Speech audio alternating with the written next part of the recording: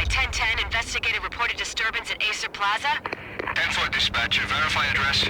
It's Acer Plaza, repeat, Acer Plaza.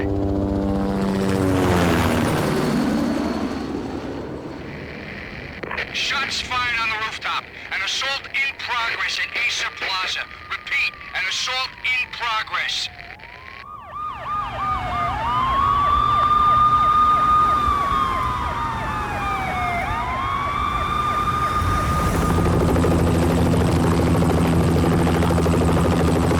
It's a war zone down here. 1085 dispatcher, need additional units. Additional units now. Officer in danger. Officer in danger. 10-5, please repeat, 10-5, all units, emergency. Officer in danger, Acer Plaza, repeat, Acer Plaza, all units. They were all dead. The final gunshot was an exclamation mark to everything that had led to this point. I released my finger from the trigger, and then it was over.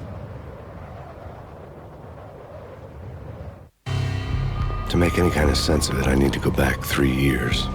Back to the night the Payne started.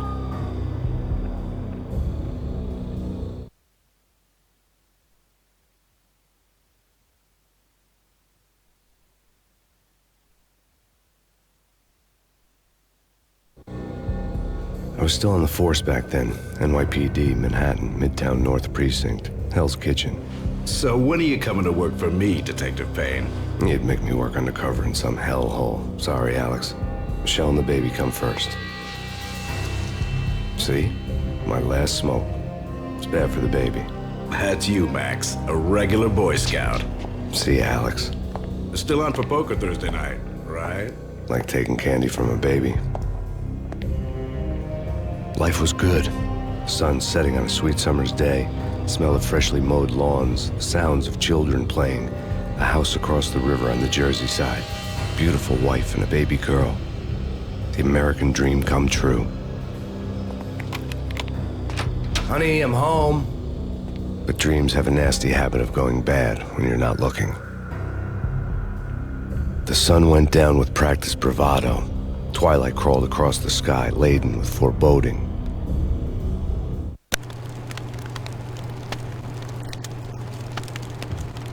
Michelle, honey, anybody home? I didn't like the way the show started. They'd give me the best seat in the house, front row center.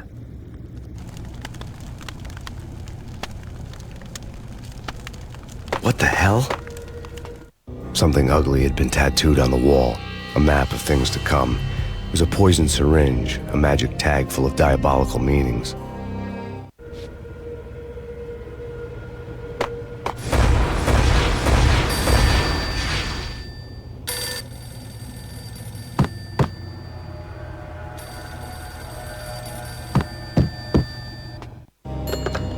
Listen, someone's broken into my house. Call 911. Is this the Payne residence? Yes, someone's broken into my house. They're still here. You have to... Good. I'm afraid I cannot help you. Who is this? Hello?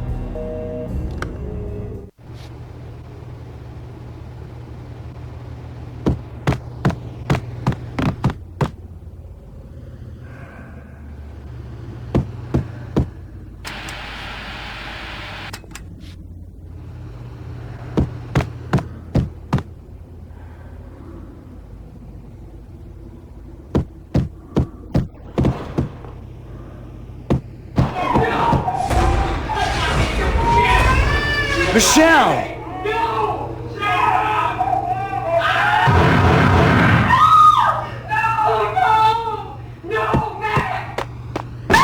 Michelle! Please! Freeze! NYPD, drop it! Coming! You're gonna die! Fuck you.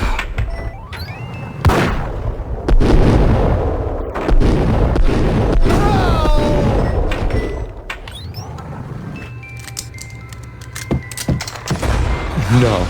No, no, please, God, no.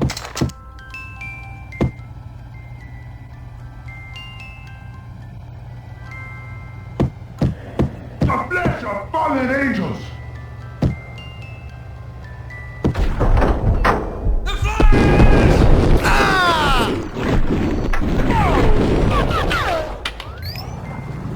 No, no, no, God, no, please, Michelle. Oh, baby.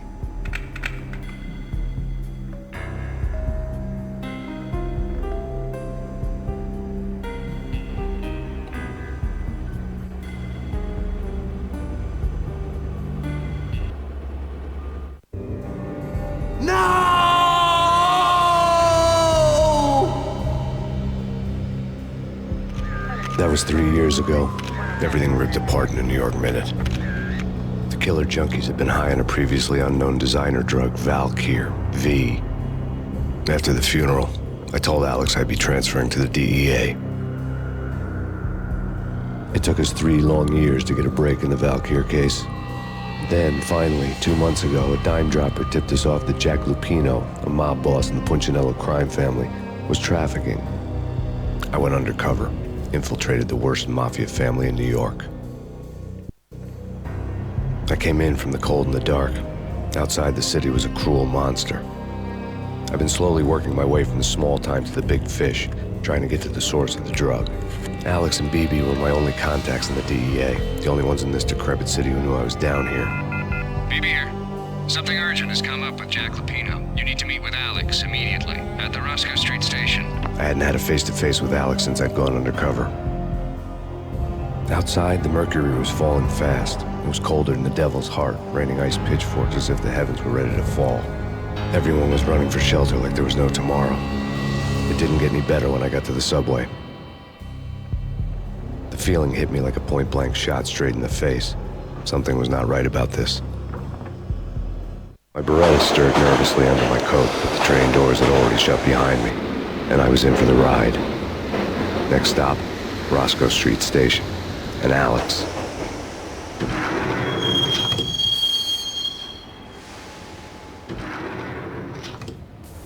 The station was drenched in gloom. Alex was a ghost, nowhere to be seen. I'd have to look for him.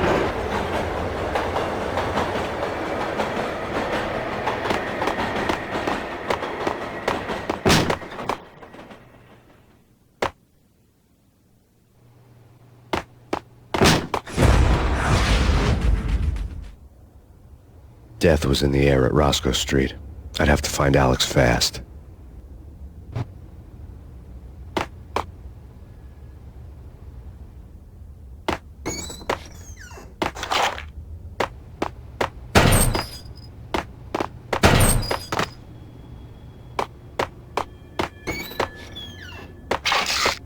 The pills would ease the pain.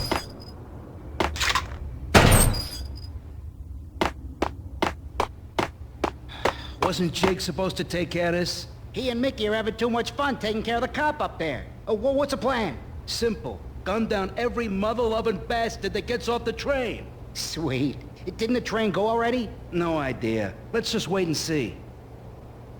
Hey, yeah!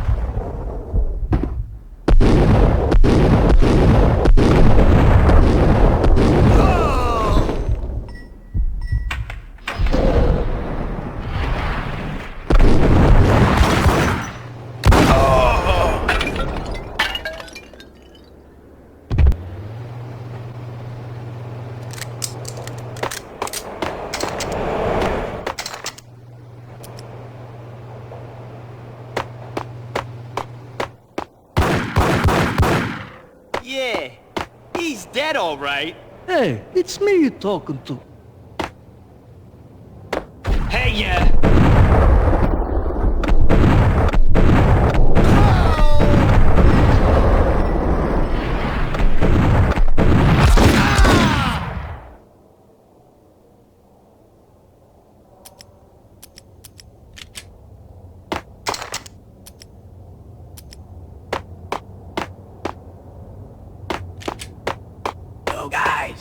Yo, guys, hey, we're getting around. You hear me?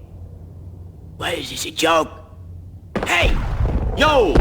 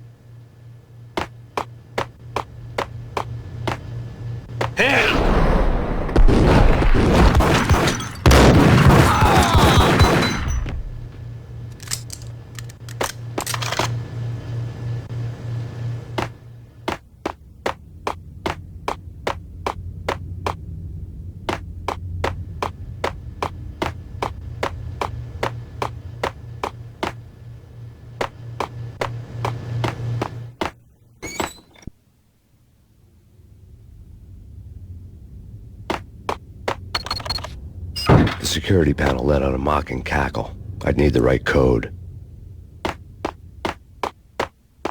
Did you hear something? Nah, take it easy.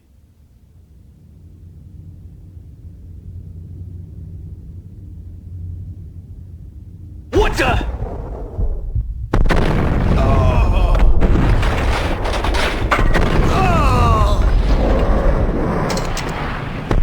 While looking for Alex, they had ended up in the middle of a big-time crime operation.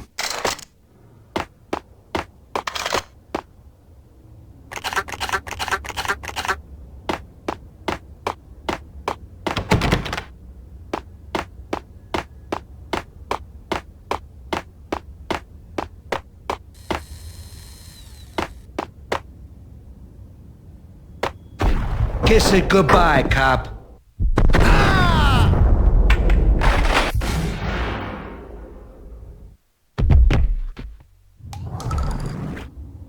You saved me, man. What's going on here? A massacre. These armed thugs just appeared from nowhere. We need to get help. I can make the call from the control room 1 floor up. Can you take me there? Sure, sounds good.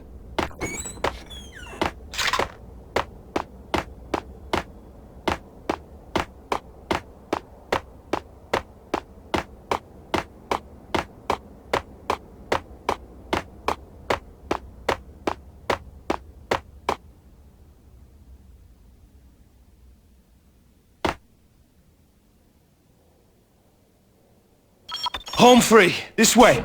Hey! Look out!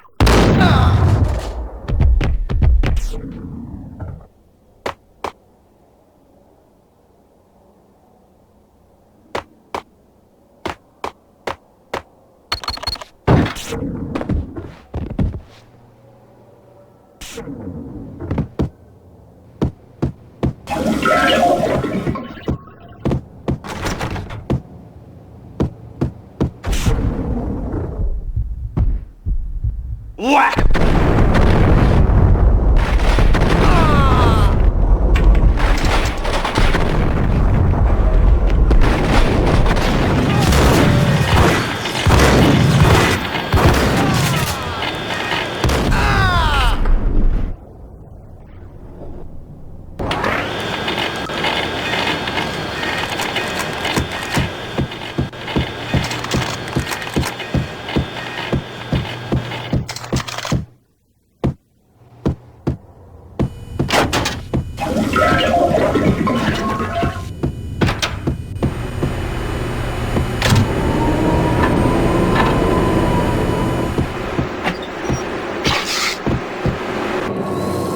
Train lit up like a Christmas tree. Power was back on.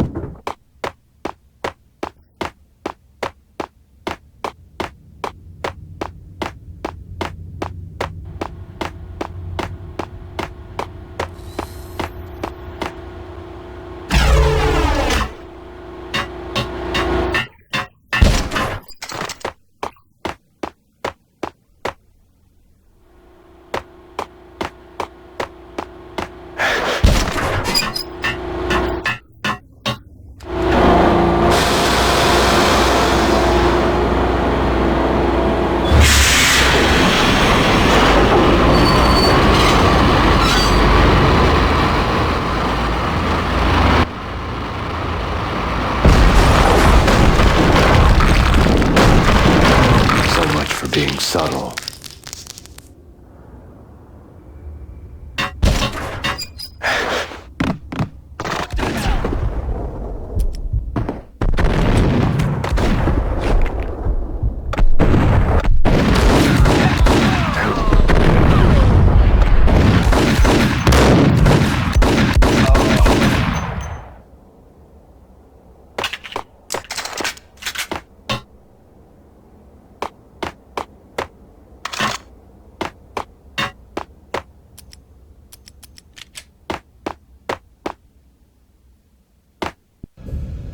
The rusty door led to an abandoned part of the station, closed off since the early 40s. Something big was going down at Roscoe Street. Maybe that's why Alex had wanted to meet me here. Maybe not. One way or the other, I was gonna find out.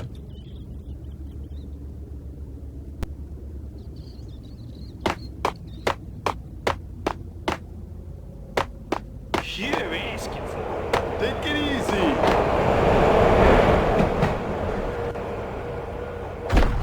What the hell?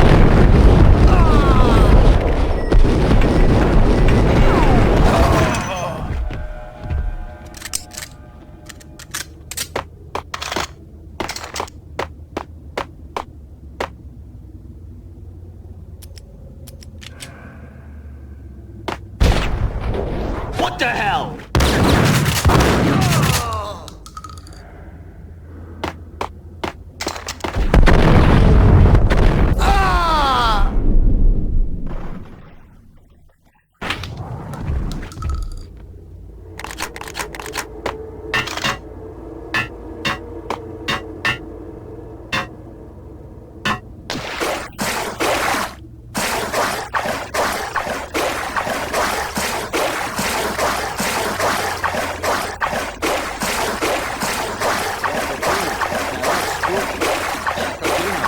Spooky. But also, it's like the failure count is rising. Yeah, I wouldn't joke about it if I was you. Yeah? The station's not secured. Someone decided to play hero upstairs. That's all we need. Got him dead.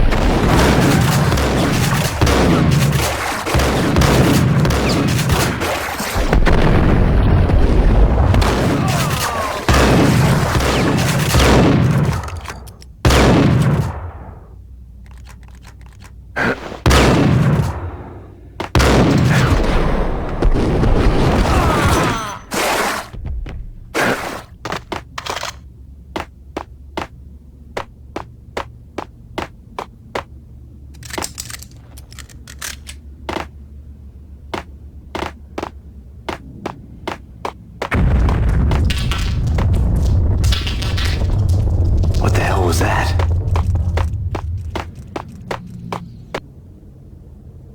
All done here. Give me the detonator. What are you talking? Whack him!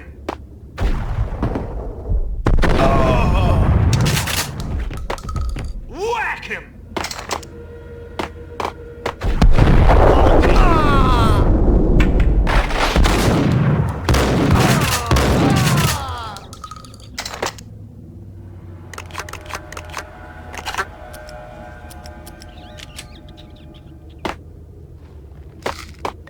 The door had been welded shut ages ago and the bomb was missing a detonator.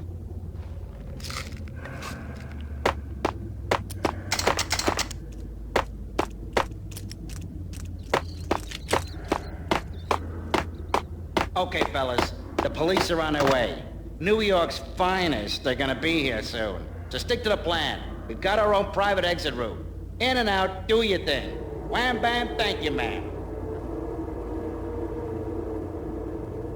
Got him dead.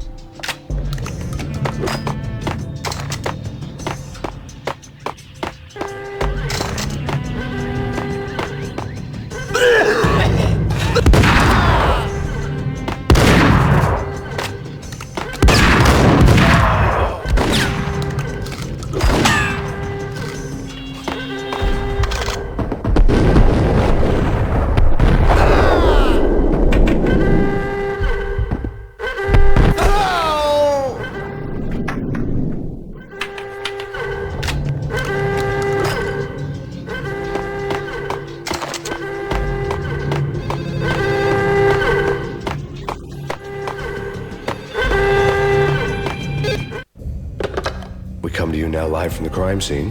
Who is this? Right back at you. This is Deputy Chief Jim Bravura from the NYPD. You are to cease your criminal activities and surrender immediately. Sure thing, Jim. Me and the boys have been talking and everyone's real sorry. They'll never do it again. Who the hell is this? Being placed at the scene of a bank robbery wouldn't have tipped the odds in my favor.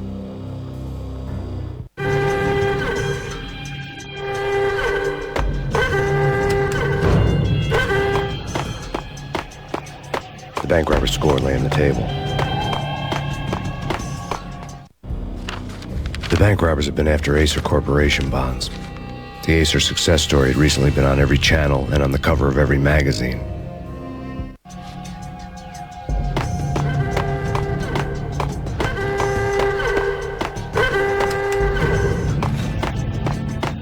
The bank robbers had left their tools on the table. Judging by the detonators, the crooks had bought enough explosives to send Lady Liberty into orbit.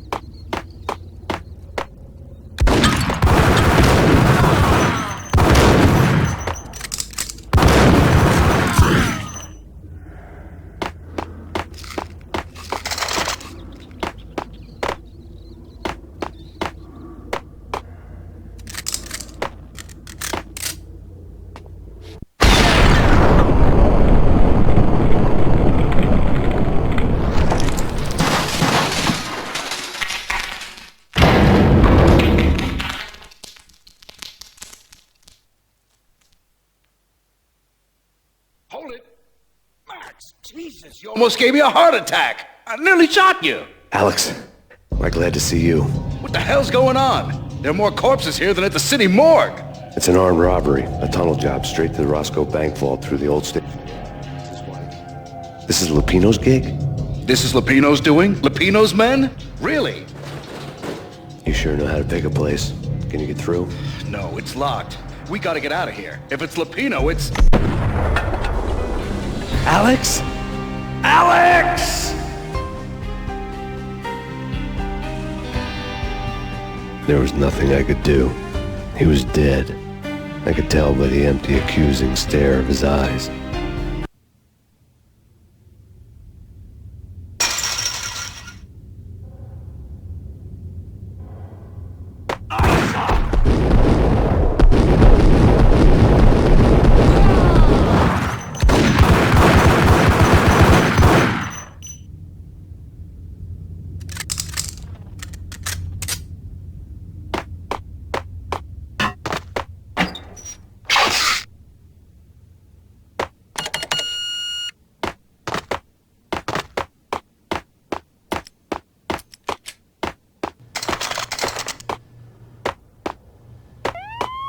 Let's get the hell out of here! We'll be fine. Just take it easy. I'm allergic to sirens! We gotta get moving! Shut up, okay? Hey. Cut him down!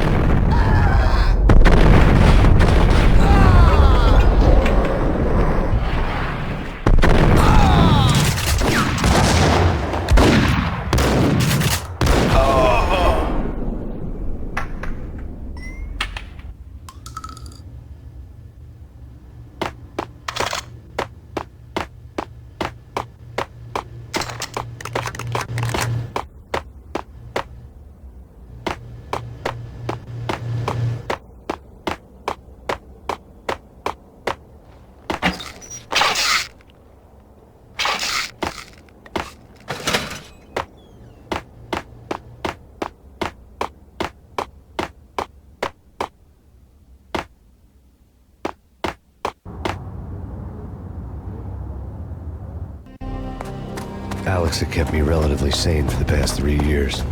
Now I didn't know how I felt.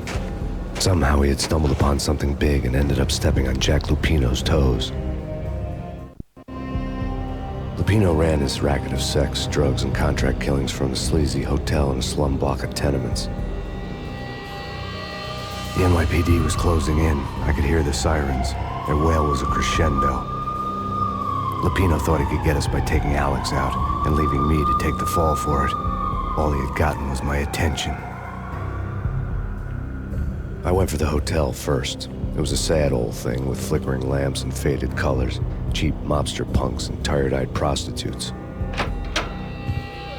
I walked straight in, playing at Bogart, like I'd done 100 times before.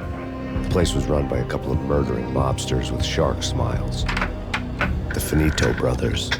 Ladies and gentlemen, it's the pain in the butt. Pain to the max. You're killing me. Did you make that up yourselves, or you get some wino downstairs to come up with it?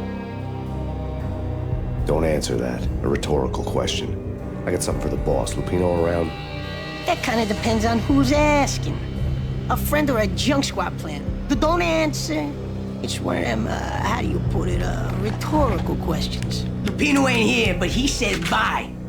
Lupino wasn't in his cheap hotel. Instead, I ran into the Finito brothers.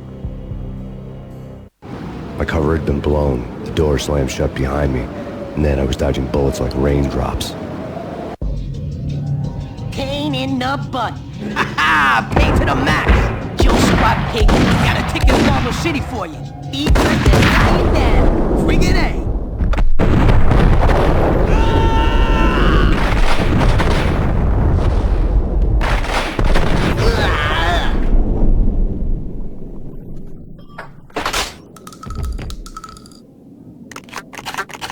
A letter on the desk caught my eye. I had met Lupino only once. The gangster ran all his rackets through his right-hand man, Vinny Gagniti. Gagniti was a high-strung whiner on the verge of breaking apart, like an overamped Energizer bunny. He had the brains to run the business, but he lacked the balls, always falling short, taking his frustration out on underage addicts and call girls. The V deal goes down at your hotel. Jack's exact words, quote, "Vinny, you're in charge of this one," unquote. Rico Muerte's coming to see it through. Anything goes wrong and everybody's gonna get dead. Goes double for you. Treat this guy real good. Anything he wants, you give him. Don't screw this up or you're finito, finitos. A V deal meant added security, locked doors, and lots of nervous thugs with itchy trigger fingers. I'd seen nothing coming in, but that didn't mean it hadn't been there. Rico Muerte was a regular Kaiser Soze, a spook story told to keep the apes in line. 313. The Finitos had scribbled Muerte's room number on the note's margin. Bosses! Everything all right? Bosses! Joey! Vigilio! You all right in there?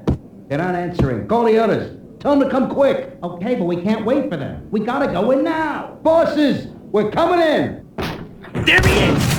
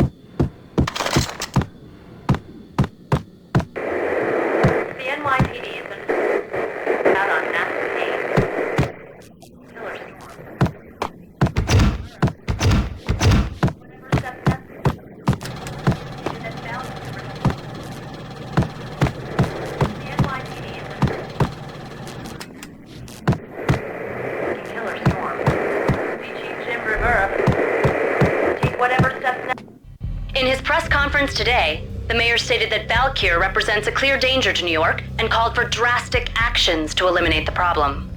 On today's top story, the Valkyr crisis worsens with the murder of DEA Special Agent Alex Balder. Special Agent Balder had been shot repeatedly from a point-blank range. The gunman has been identified as Max Payne. The noose is sure to tighten around this fugitive criminal as more NYPD units join the search to apprehend him. I had just gotten my 15 minutes of fame.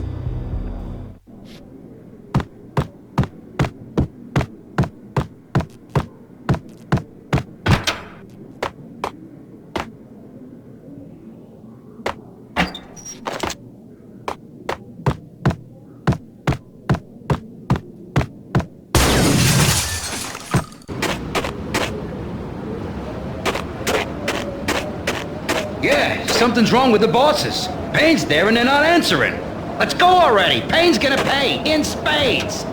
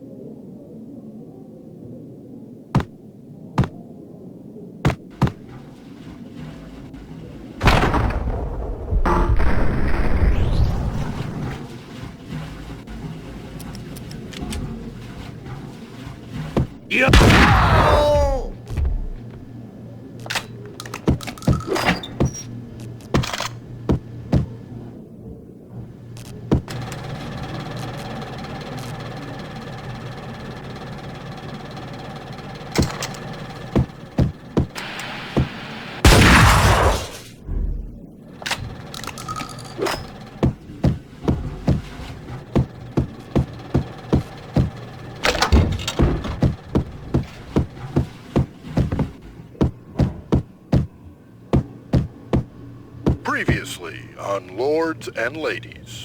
Lady Amelia, Marquis Valentine asks for an audience. Thank you, Lawrence. My lady. My lord. And now, an all-new episode of Lords and Ladies, brought to you in part by Acer Corporation.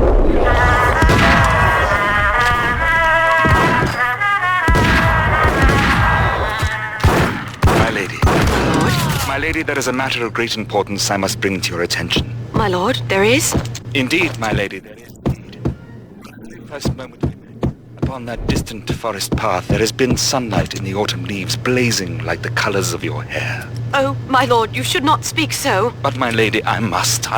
My lord, no! I forbid you. This cannot be. This must not be. But why, my love, why? My lord, it is too dreadful. Do not force me to speak the words. My lady, I beg of you, I must know. I would rather die than not know. Yes, my lord, we should both be dead, for this shame is too great for the living. My lord, I am your long-lost sister.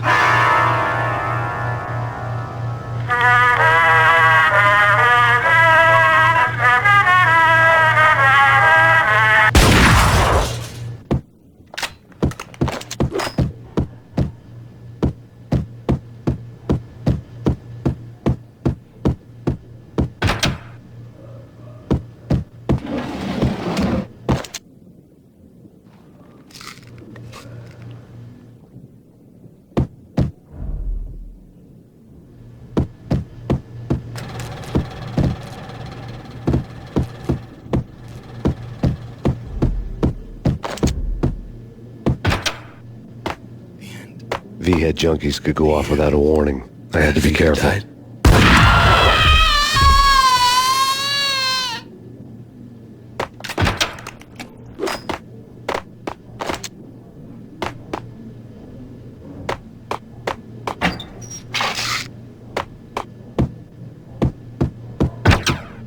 There he is! Get him!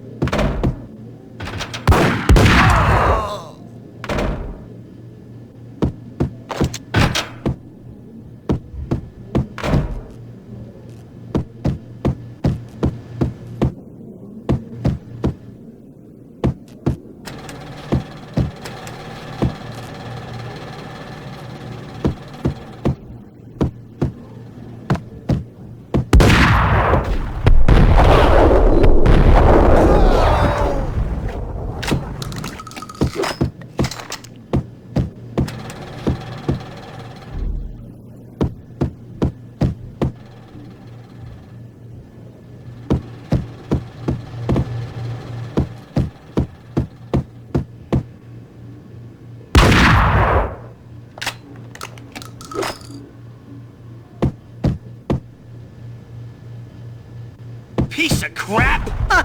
Ooh, gun him down!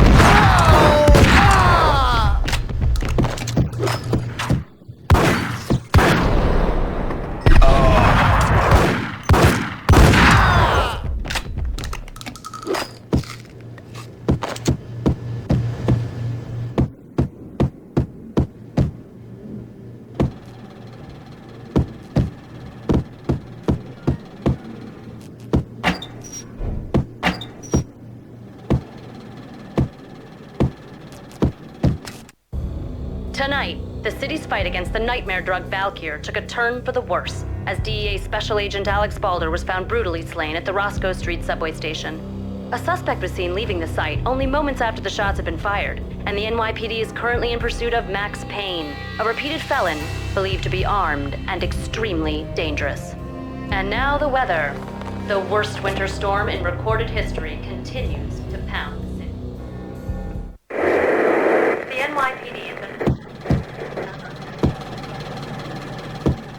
This party had been dead for a while. I couldn't say I was sorry I'd missed the show.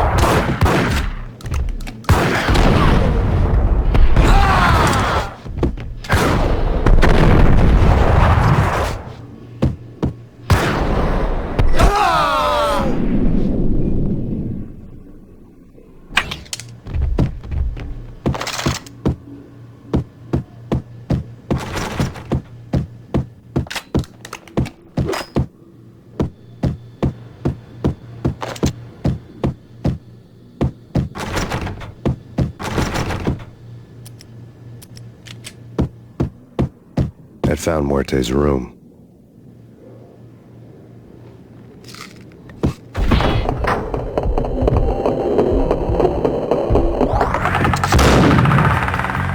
Muerte had received a letter.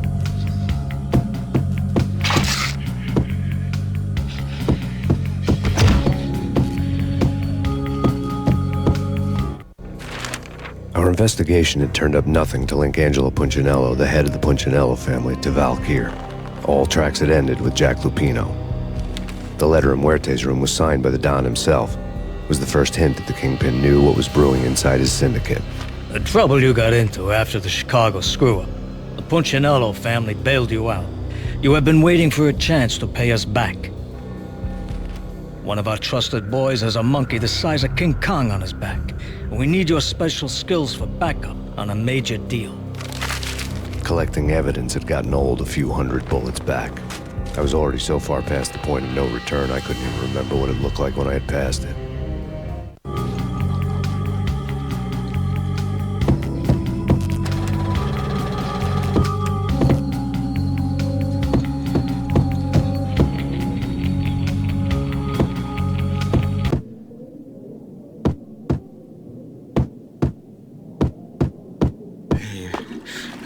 Hold it!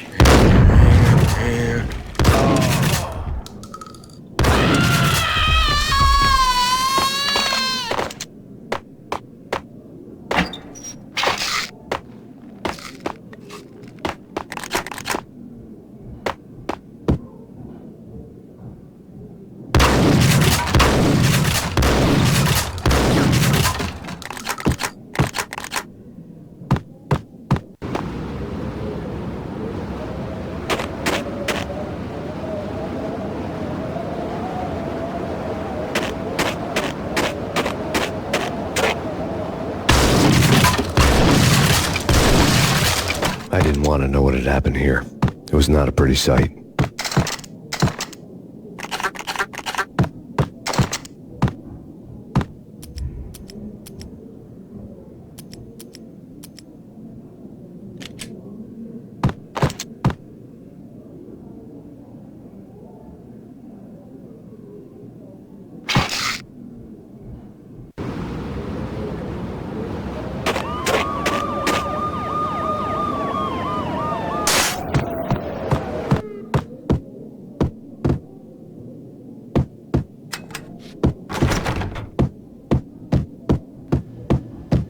Did you hear something? Whack the sucker!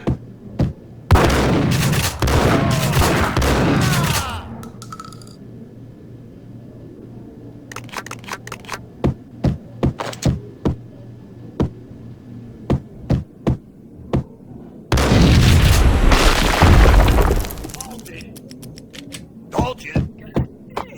I thought it was a bomb for sure. Nah, the Russian wouldn't dare. This has been waiting to happen. I thought it was a bomb.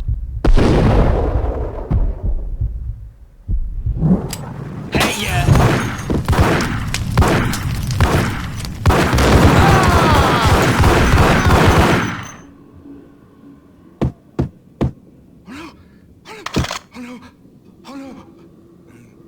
I'm gonna die.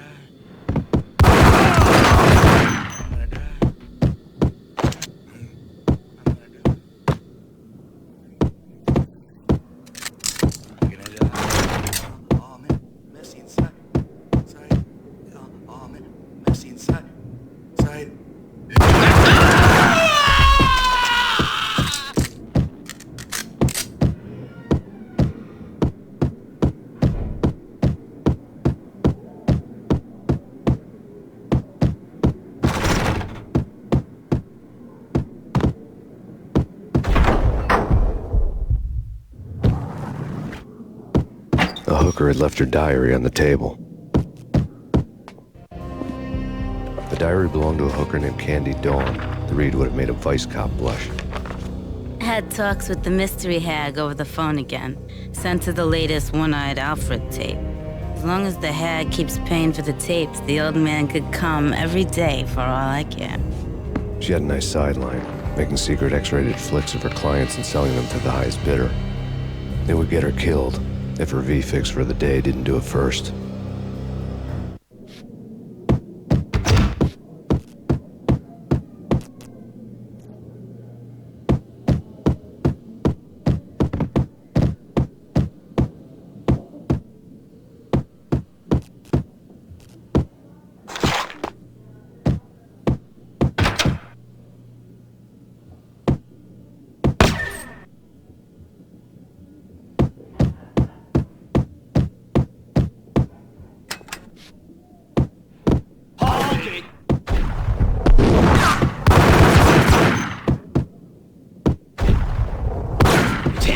Go get him.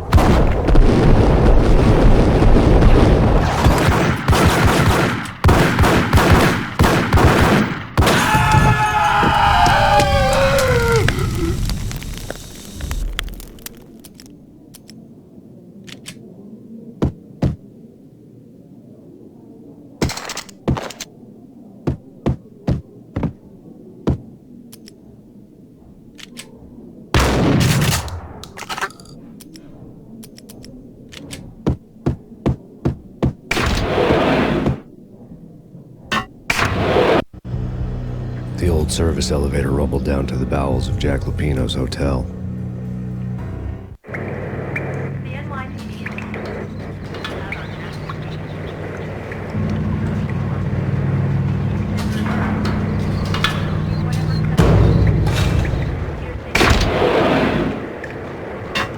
It was freaking crazy. The cops were doing a full-scale siege next door. More traffic than rush hour. I mean, I saw.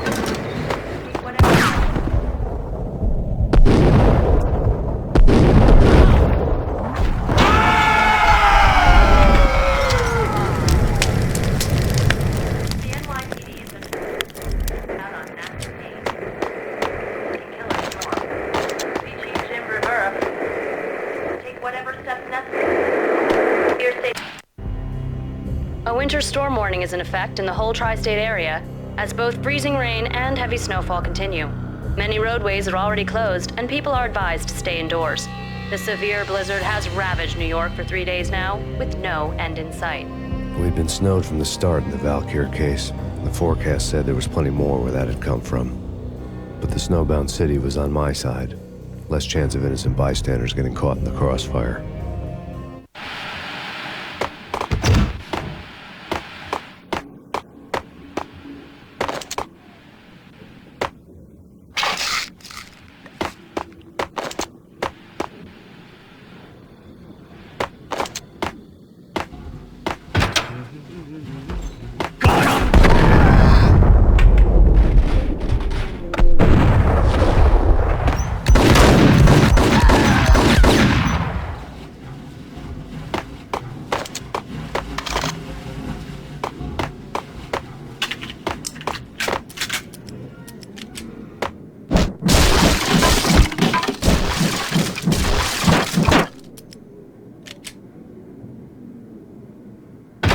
all did.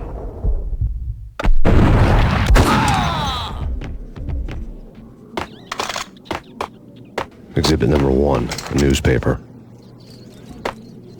A dead man tied to a chair lay on the boiler room floor.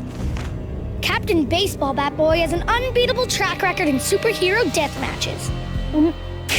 But a 6-pack of root beer gets me every time. The murder weapon was a baseball bat, now lying in a pool of drying blood next to a newspaper folded open on a Captain Baseball Bat Boy comic strip.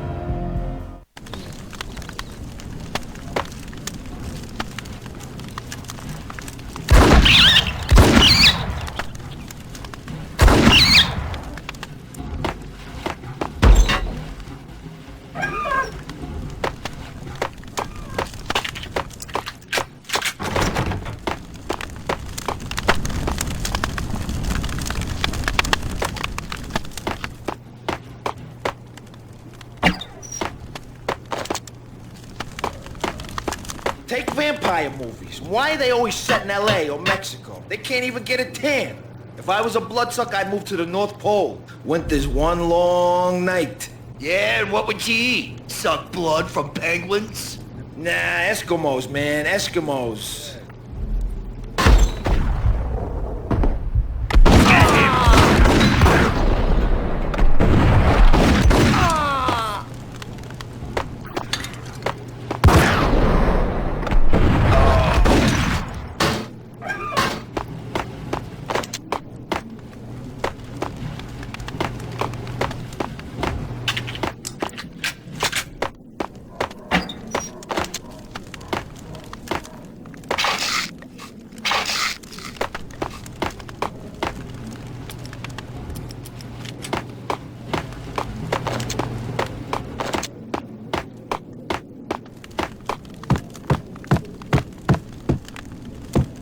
Chill with the guns.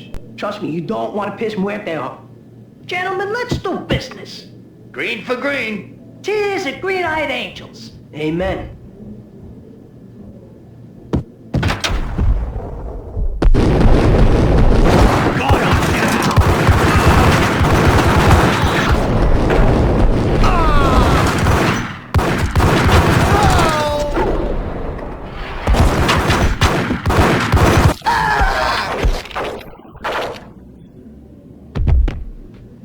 A lifetime ago, this would have gone down as a narcotics arrest.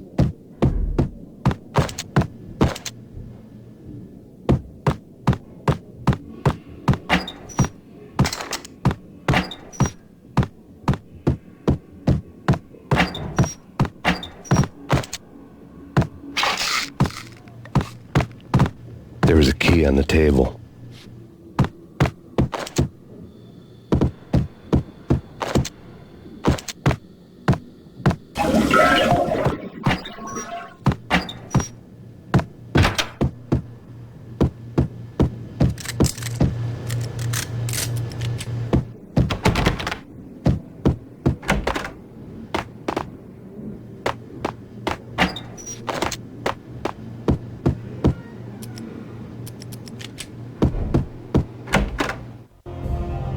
Two mad dog killers, ready to murder each other. They step into the next room, and I'm thinking, now they're gonna do it. But no. They sit down in front of a TV and solve their differences with a kung fu fighting video game. I tell you, Candy, I was so depressed, I strangled them both with the video game cables. Oh, Rico, you're so bad. I am, ain't I? Rico Muerte, big-time hustler.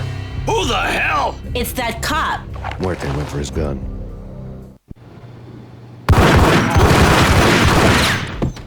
There he is!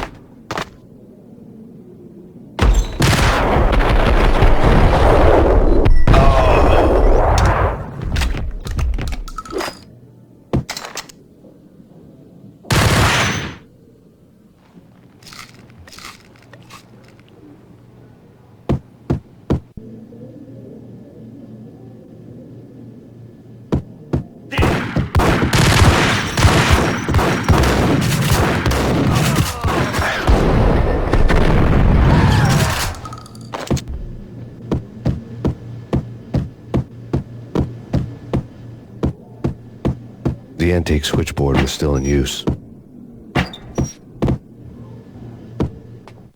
There was an old telephone switchboard in the back room of the reception area, the kind that made phone tapping child's play. It wasn't hard to picture a fat pimp sweating with headphones on, listening to his hookers talk dirty and fake orgasms over a web of party lines, the blood veins of New York. Right now, there was a different set of moans and groans going on. Boss, Cornelia, this is Max Payne. He came, started capping us. He killed her. Are you freaking kidding me? He's just one lousy cop. You better be freaking kidding me. Whack him. What's the freaking problem? Hello? Answer me. Hello? The word was out. A deadly virus released into the city's corrupt circulatory system. Something wicked this way comes. Max Payne at large.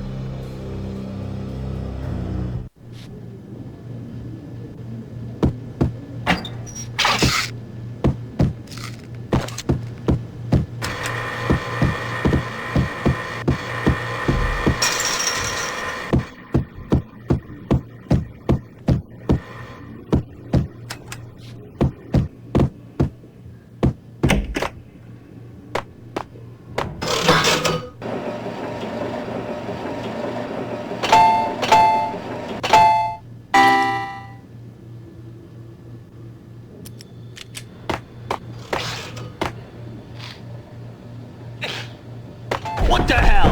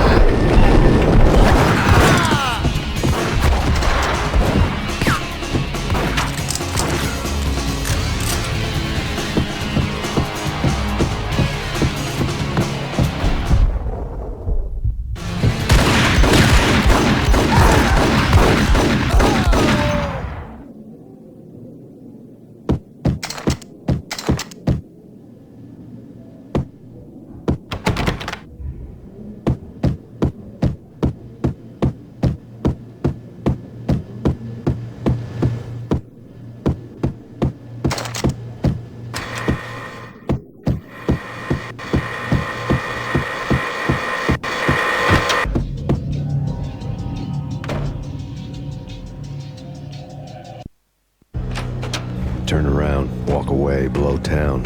That would have been the smart thing to do. Guess I wasn't that smart.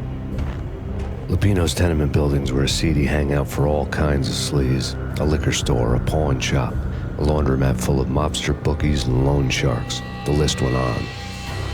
The how and why of it was a mystery to me, but they knew I was a cop. They knew I was coming, and they were going to get real trigger happy about it. I got to see Lupino's hangout all lit up. A bomb went off, turning snow into liquid gold. A pillar of fire lifted the remains of a car straight up into the air. The flames were highlighted on the hood of a black Mercedes-Benz as it coasted down the street real slow, as if the driver didn't have a worry in the world. I got a good look at the man riding shotgun. It was Vladimir, the head of the local Russian mob, the fly in Don Punchinello's soup. The ringing in my ears was the sound of a mob war being waged.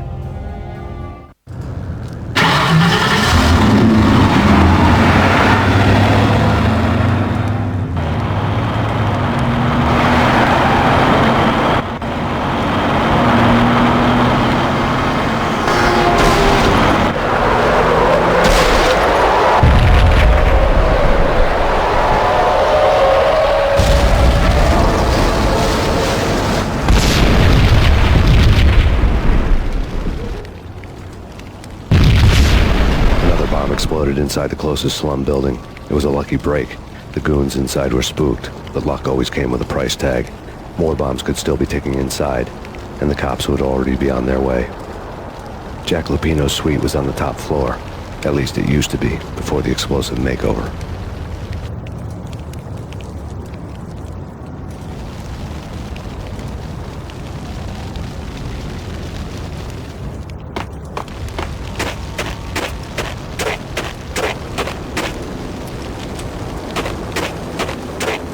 know, man. I don't know about this. Quit worrying, Think of it as Christmas. The Russians are with Santa. Hey, yeah.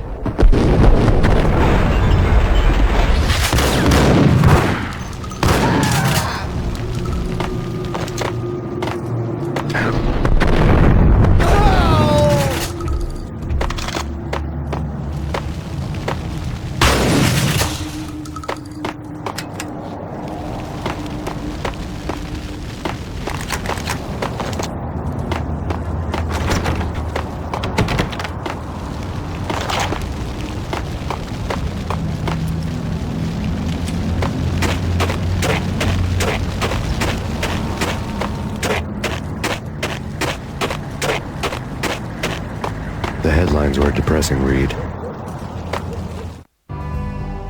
The headlines were screaming bloody murder. The storm was a screaming duet with the approaching prowl car sirens.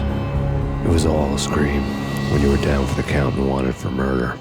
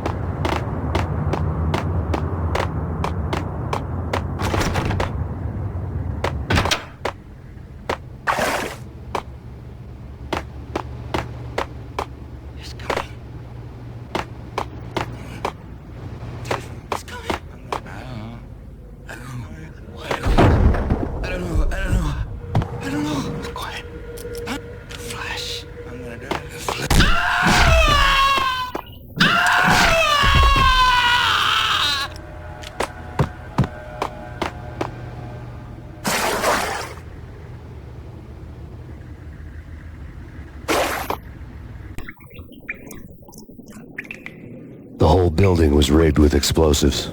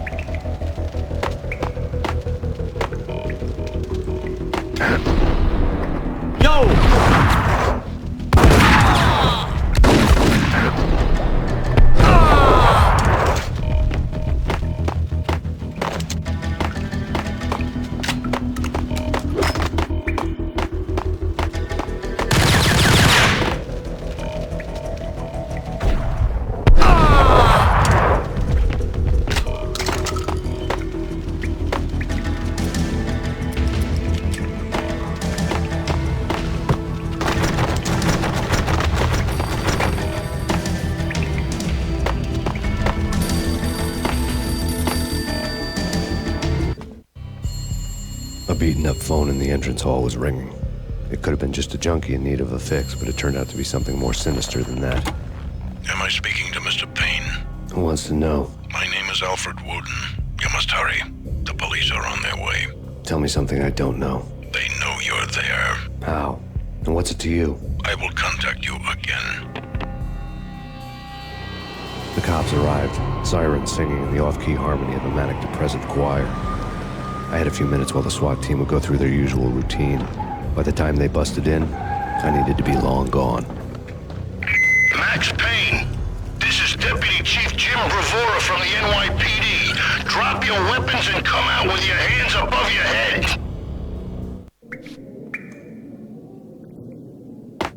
Did you hear something? Nah, take it easy. Gun him down!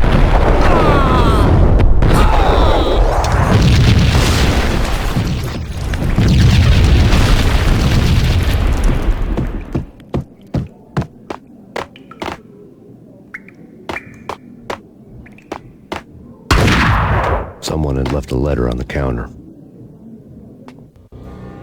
Suddenly it all made sense. The bombs, the Russian mob boss making an appearance in person. Gognitti was his usual self, all talk and no walk. After our hit, the Russian has only a couple of guns left, and they can be bought. There's no freaking way he has the guts to try anything after that. As it turned out, the Russian had plenty of guts. One thing he could count on, you push a man too far and sooner or later he'd start pushing back. There was a key on the shelf.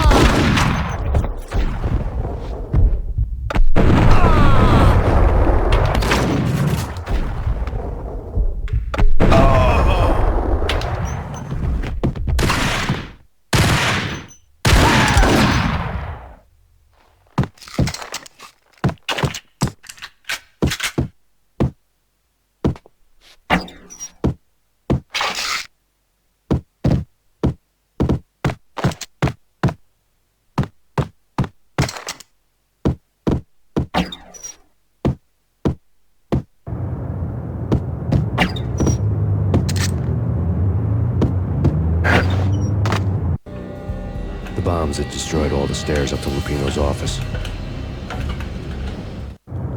The alternate route led there by way of adjoining rooftops.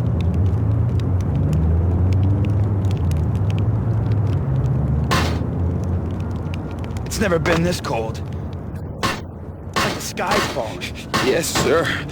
It's the end of the world as we know it. And I don't feel fine. I don't feel anything. Not a thing. I'm freezing my butt off.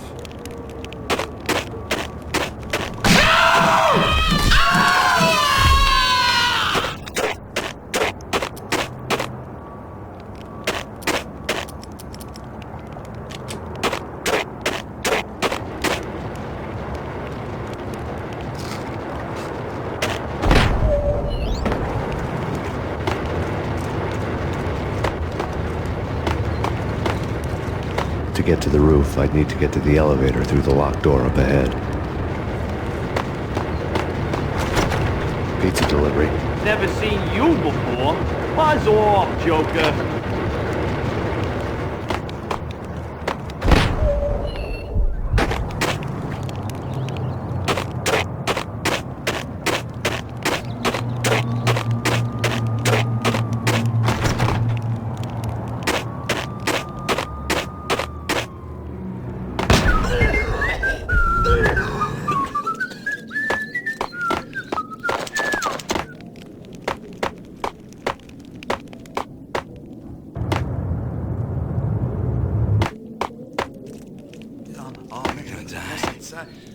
And I... Blood and puke and crap. Inside. The flesh. Shut up. The flesh. Get away. Get away. The flesh. The flesh.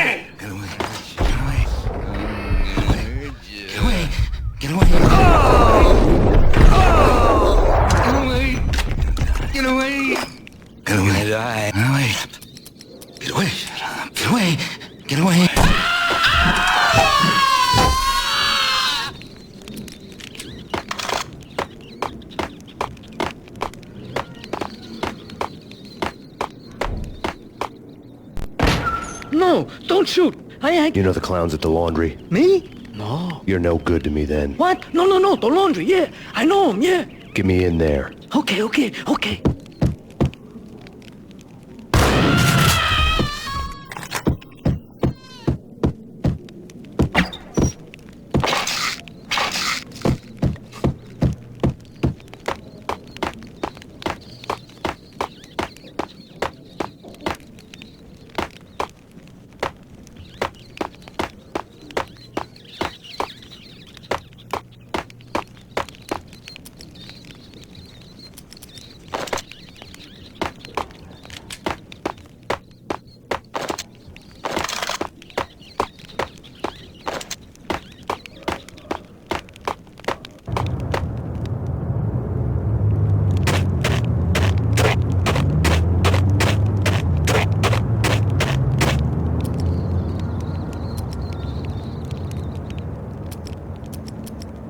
Just so you win. You got the gun. You make the rules. It's me. Open up. Let me in, quick. Not so fast. The password. John who? Come on. Oh, okay, John Woo. All right. Come right in. It's a trap! It's Payne!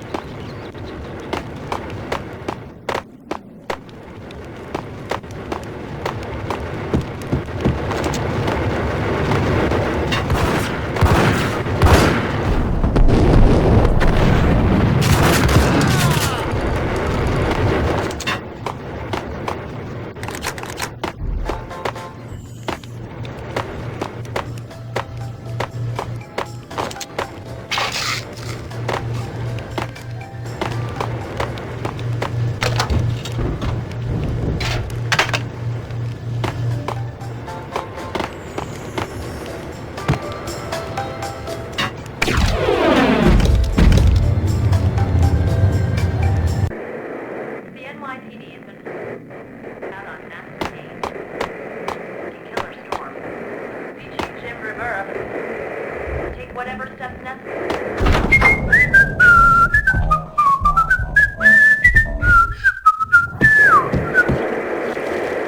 The NYPD is out on massive Payne. Yo! Take whatever steps necessary.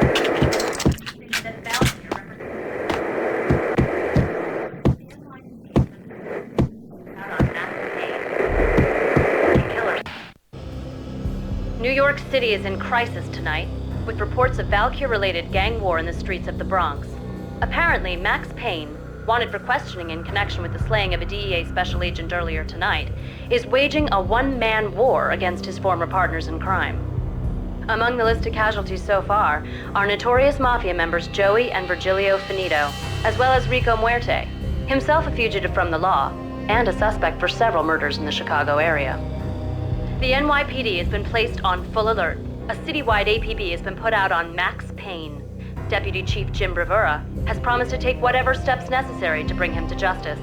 What those steps may be remains to be seen. For NYCNN TV News, this is Kira Silver.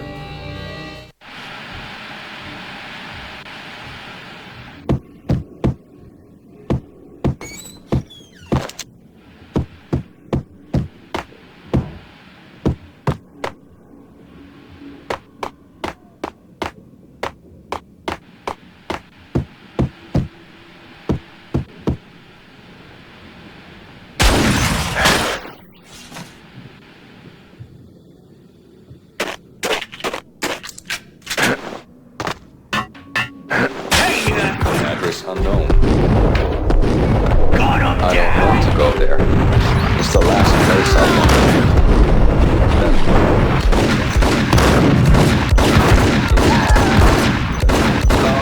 But someone who looks the part down to the finest detail, except that he's evil. I'm hiding in the shadows, watching it all unfold. The flamingo speaks. He can speak here. It says, mirrors are more fun than television. That's mirrors are more fun than television. Somehow I know this, just don't ask me how. And I, not me, but my double, nods and smirks at this like it was the funniest thing in the world. And then something goes wrong, and suddenly they know I'm there, hiding behind them, and they both turn to look at me with cold eyes. And the flamingo speaks again. Threshold tolerant angels. I have no idea what that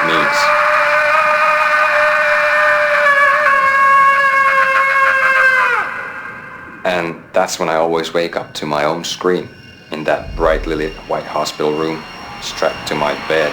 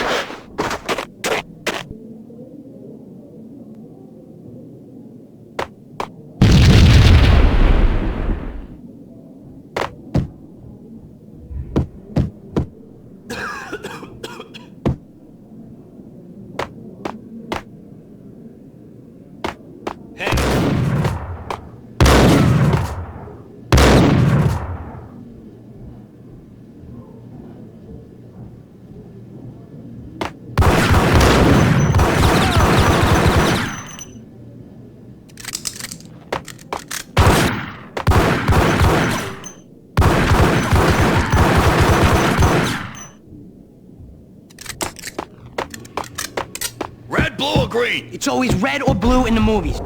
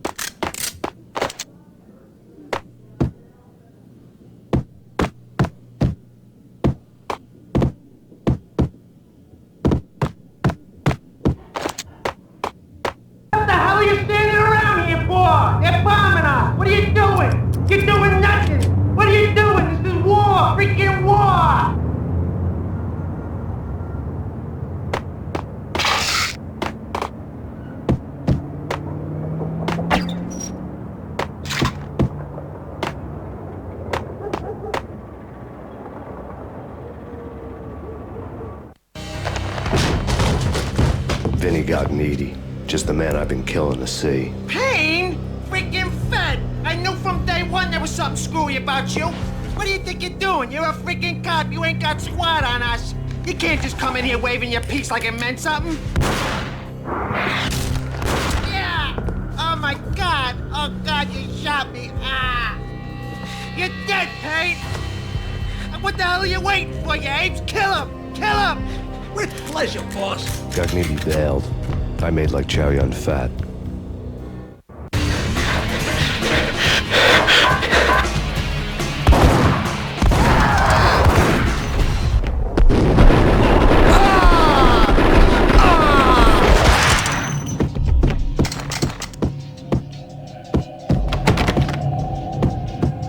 A crumpled letter lay on Gognetti's desk. The letter was addressed to Don Punchinello, but Vinny had never had the nerve to finish it. Jack's gone voodoo. Just the other night, he shot Dino because he wanted to see what his brains looked like splattered on the wall. He's a freaking mad dog. We're running out of men and business fast. Gognetti had been living in mortal fear of his boss. Jack Lupino was a psycho.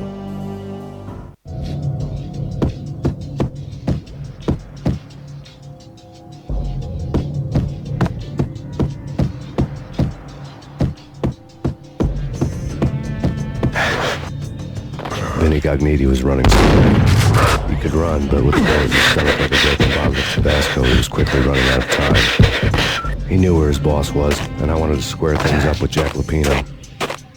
Gognetti would be moving fast. I don't know about Angel, but it's fear that gives men wings.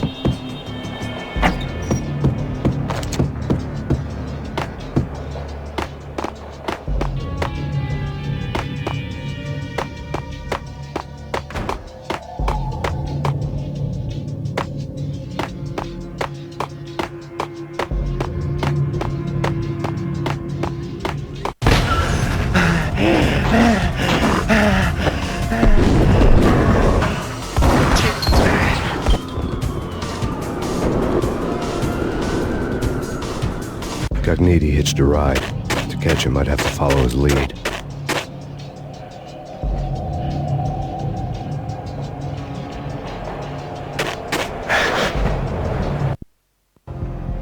This was my second train ride of the night. The way it started didn't promise anything better than the last one. Freezing wind tearing at my face like sandpaper and razors, ice hard and slick under my hands and feet. And somewhere in the background, the wail of sirens, the city howling after me. New York sped by in fast forward. Dark rooftop water towers and a dead forest of antennas and chimneys, all a blur. When the train he was riding slowed down, Gognetti made his move.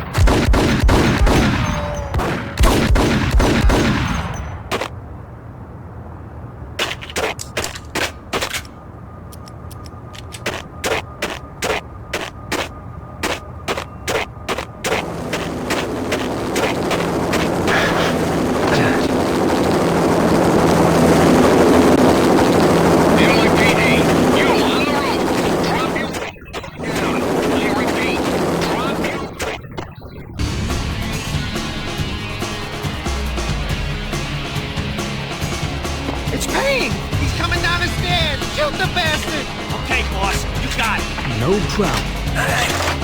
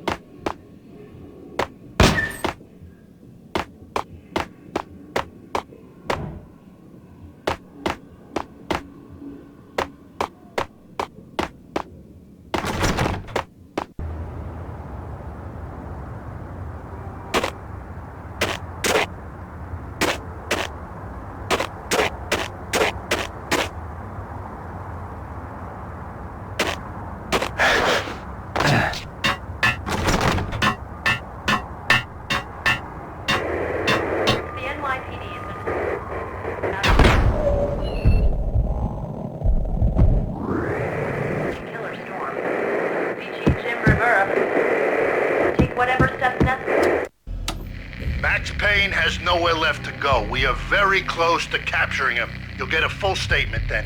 Right now, I've got better things to do, ma'am. That was Deputy Chief Jim Bravura from the NYPD with no further comment at this time. Apart from his suspicious food habits, I figured Bravura to be one of the good guys. Fate had just dropped us on different sides in this. But when it came to capturing me, he was way out of his league. I had already ditched the cops a couple of rooftops back. For now.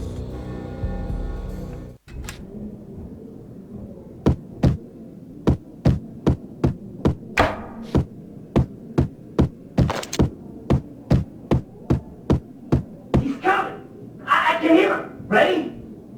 Keep your guns pointed at the door. Okay, this is it. Any moment now, Payne's gonna bust through that door with murder in his eye. It's either him or us. I, for one, am gonna pump the SOB so full of lead, they'll need a forklift to carry the coffin to the grave.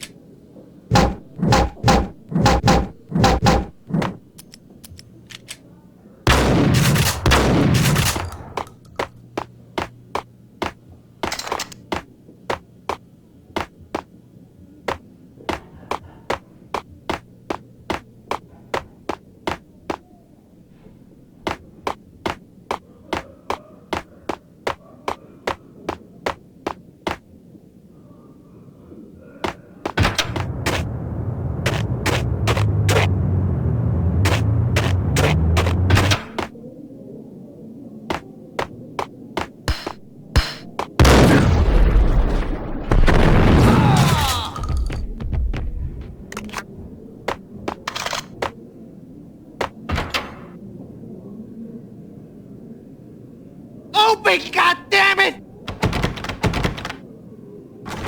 Payne! I'll kill you, you lousy freaking cop!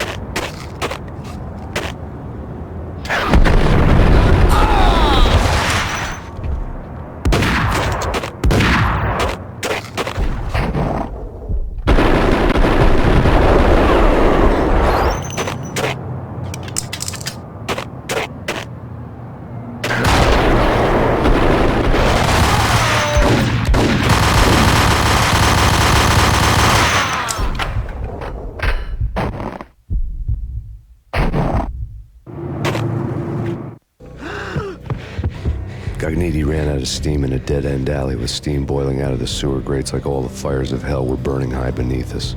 It was shakedown time. Where's Lupino? Screw you!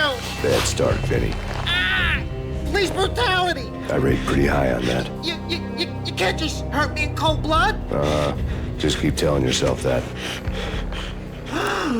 Listen good, Candyman. I'm not gonna be anybody's fall guy. I wanna know where your boss is hiding. There was no glory in this. I hadn't asked for this crap. Trouble had come to me in big dark swarms. The good and the just were like gold dust in the city. I had no illusions. I was not one of them. I was no hero. Just me and the gun and the crook. My options had decreased to a singular course. I'll tell you, just don't hurt me no more. Lupino's at Ragnarok, the nightclub. Book me, take me, hold me to the freaking jail, just don't hurt me. Your rights will be read at your funeral. Ragnarok was Lupino's private nightclub, a den of drugs built into an old theater. I knew what waited inside. V-head junkies ready to explode in random acts of senseless violence, and Lupino's goon squad, the worst stone-cold killers this side of hell. Ragnarok was as inviting as a headache, flickering and flashing to a machine gun beat. The belly of the nightclub was a gothic theme park that began with bondage games and led to the nasty stuff from there.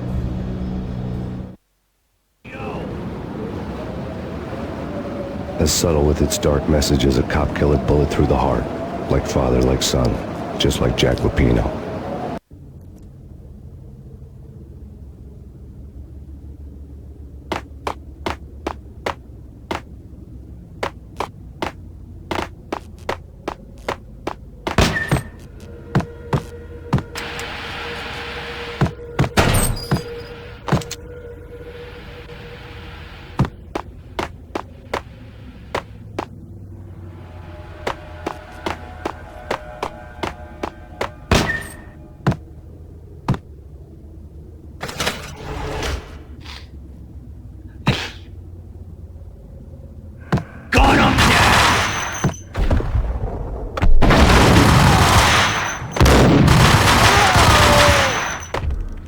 The book had never been a bestseller.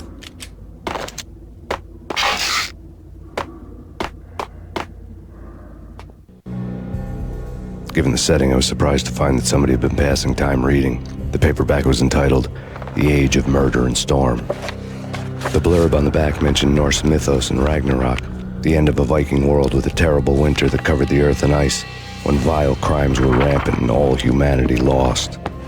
I could see how somebody impressionable might get it into their head that we were at the end of time. I was also beginning to see what the nightclub and its owner were all about.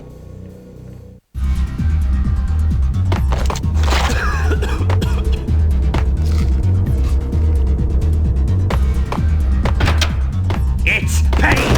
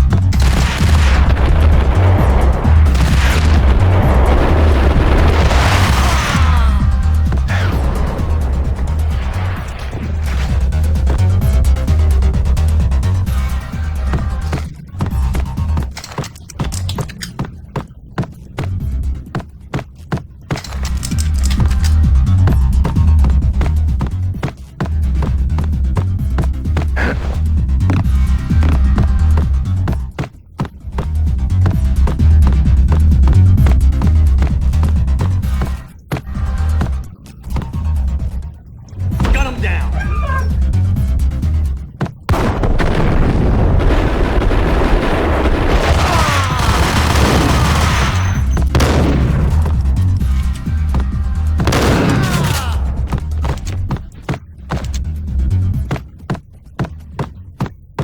Books on the occult had been piled on the table. The room was stacked with light reading, such as Necronomicon, Witchcraft, and Paradise Lost. Old exotic titles like Malleus Maleficarum and De Umbrarum Reini Novum Portus. Books with pentagrams on their covers, all dealing with the occult and the infernal, lying between stacks of horror videos and a couple of Ouija boards. The only thing I could take seriously was the thought of Lupino taking it seriously. He had been spending a lot of time getting intimate with the guy downstairs.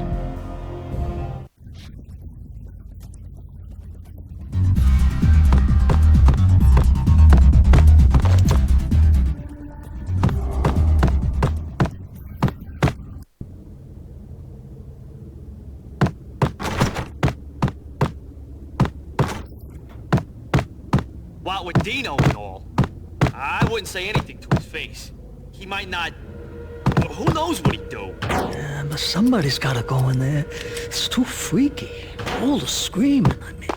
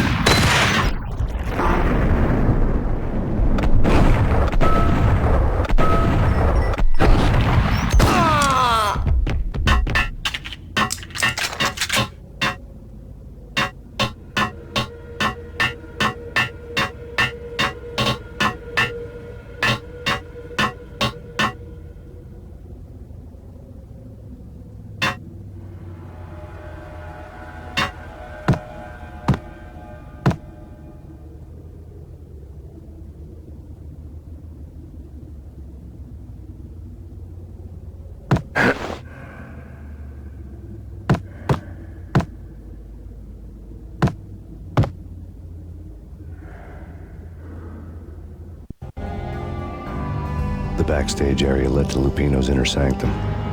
The hot air inside was like an invisible wall, thick with incense and something else, a sickly sweet smell that made you gag. This was the rotten core of the Big Apple. Lupino lurked somewhere ahead, like a spider at the center of his web, waiting. The vapors in the air started to make my head swim. Torn pieces of a letter lay scattered on the sofa. Punchinello had threatened Lupino in writing. The note had been torn to pieces, bloody fingerprints all over them. Don't want you to think that one of my boys is not playing with a full deck. Shape up, Jack. We are running a business here. I'd hate to send the trio to strong-arm you. The trio were the Don's notorious henchmen. It was obvious that Lupino hadn't been intimidated by the threat.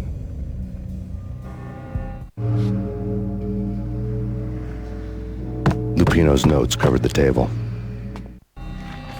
Jack Lupino was crazy, all right.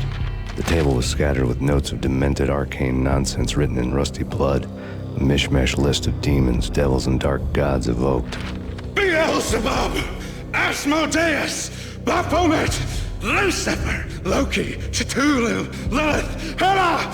Blood given to you all. He was after that old Faustian deal, your soul for power and fortune. Just sign on the dotted line with your blood. Lupino's notebook lay on the pedestal.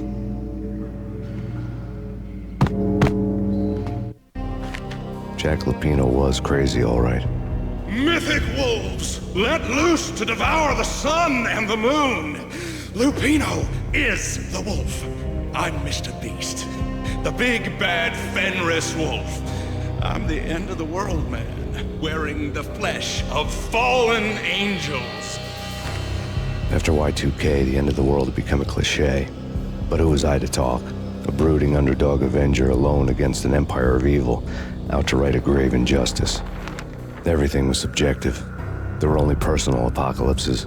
Nothing is a cliché when it's happening to you.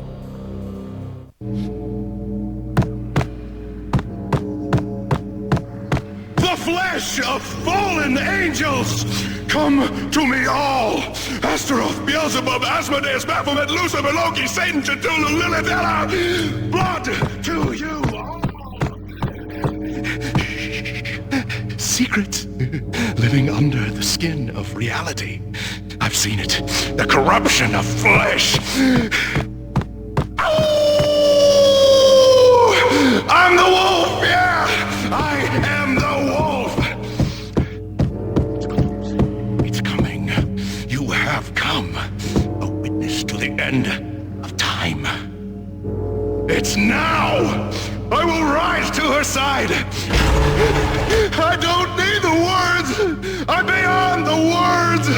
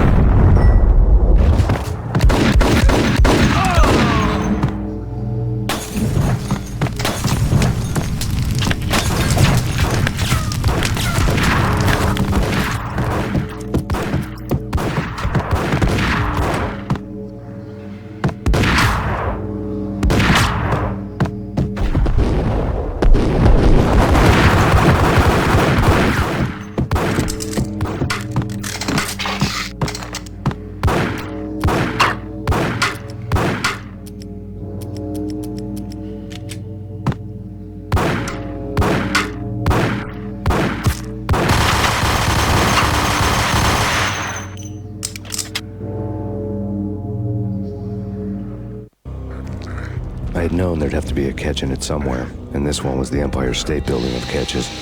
Lupino was pumped up and dying to go 15 rounds with a mutant alligator. And then he started this spooky monkey talk, straight from a bad dream. Mine. I have tasted the flesh of fallen angels. I've tasted the devil's green blood. It runs in my veins. I've seen beyond the world of skin, the architecture of blood and bow and arrow. Death is coming! She is coming, and hell follows with her. This is the twilight winter. I am ready to be her son. Her time is now, and all who stand in her way must die!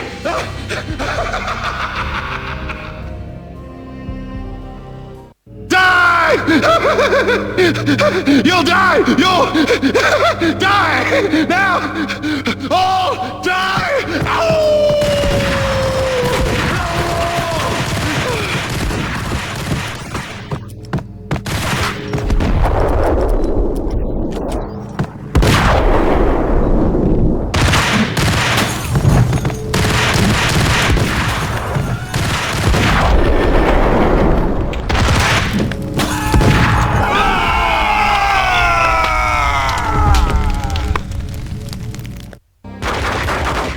Finally went down. I wanted to make real sure he'd stay that way. V was a bad monster. Turned them into friggin' zombie demons from outer space. I think he's dead already. Huh? And that's when it happened. But dead or not, you've got the wrong guy. In stepped this knockout femme fatale holding a gun to my face. I returned the favor. Lisa Punchinello. Lisa Punchinello was the Don's wife. Mona Sachs. Lisa's evil twin. Your safety's off, evil twin. You might hurt someone with that gun of yours. Lisa's the damsel in distress. I'm the professional. I'd blow you away without batting an eye. Sure, and you can check out my credentials splattered all over this joint. Jack couldn't have framed you. Not the state he was in. We're after the same slime bag. Angelo Punchinello's the one who murdered your friend and framed you with it. You know this for a fact. I've got my sources. I don't have a clue these days. I just shoot them as they come. Who put a contract on the Archfiend? This one's mine. I hate the guts of that sadistic wife-beater. Why not pool our bullets for this one? I thought you'd never ask. My finger was starting to twitch. How do you like your whiskey? I'm easy, as long as you don't try to slip me a Mickey. You're a real angel, Max. It was good stuff. Tasted sweet as honey going down. Nothing personal. Can't risk you going berserk and getting Lisa killed.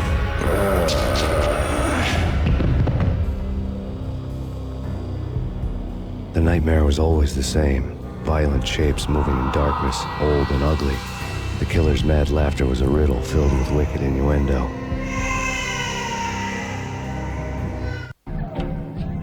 Somewhere, the baby was crying.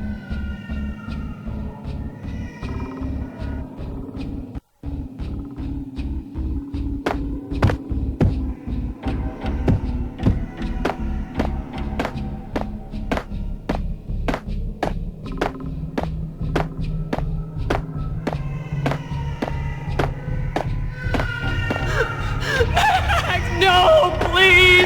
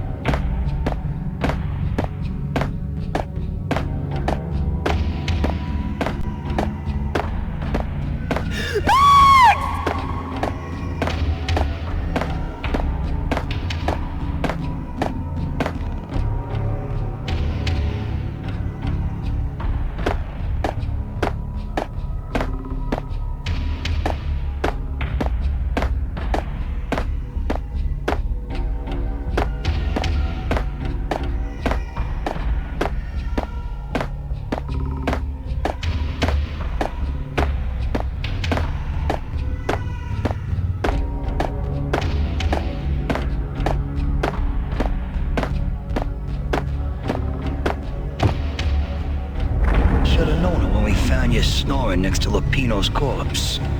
A comedian, huh?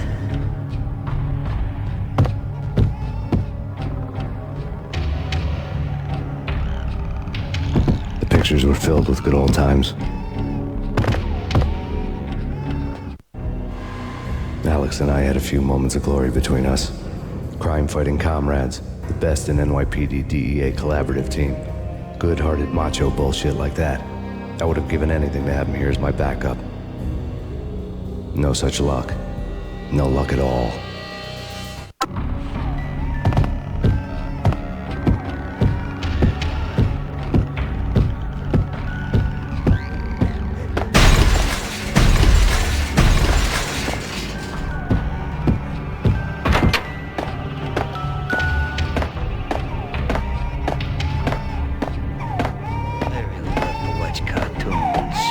Captain Baseball Bat Boy's my favorite.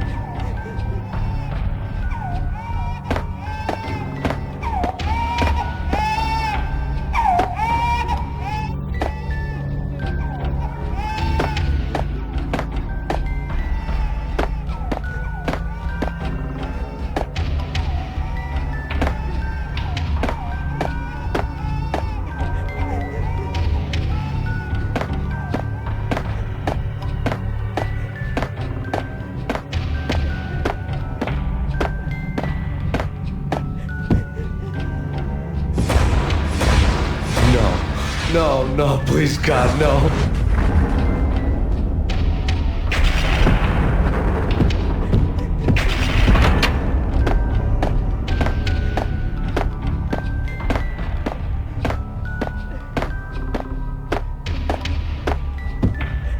Slice him, dice him, shoot him full of holes. blow them to bits, vaporize them, disintegrate them. No matter what you do, they'll still be back, good as new. Michelle's diary lay on the table.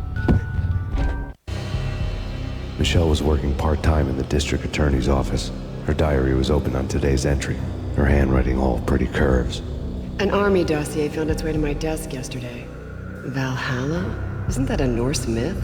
Something about Vikings? I tried to tell Max about it, but he was busy, that cute frown on his brow. Guess it's nothing, just a mix-up at the courier service. From now on, I would always find time for her. It was a hollow promise. Too little, too late.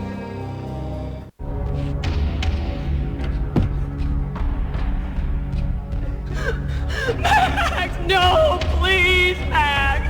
Why? I didn't mean to. I'm sorry.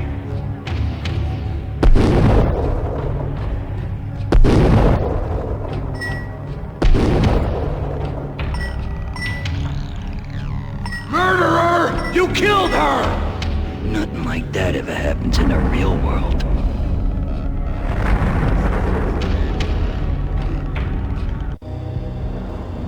I woke up in a bad dream. My head felt 2 sizes too small for my brain. Max Payne. I envy your name. And the killer was smiling. Pleased to meet you. I'm Frankie the Bat Niagara. Niagara, as in you cry a lot? He had a baseball bat and I was tied to a chair. Pissing him off was the smart thing to do.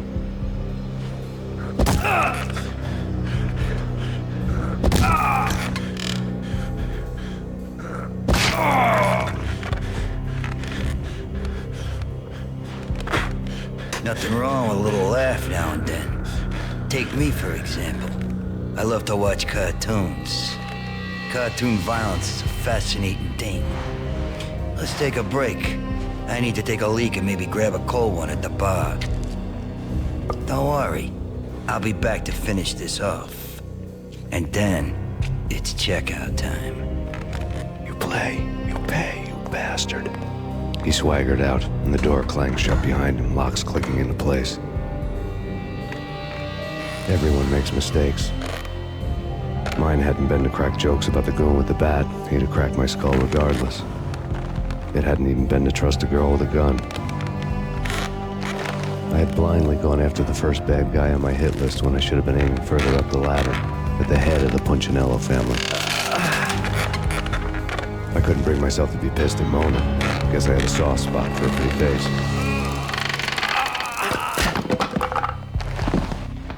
But when somebody decides to play baseball with your head, you tend to get sore. They had dragged me back to the basement of Lupino's hotel. I was beaten, bruised, and blue. I felt like the chair I had broken to get free.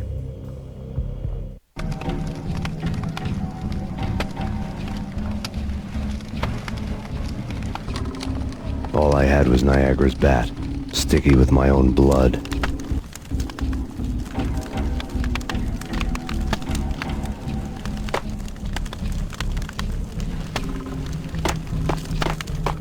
Without a gun, I'd be no match for Frankie's men. I'd have to play hide and seek with them.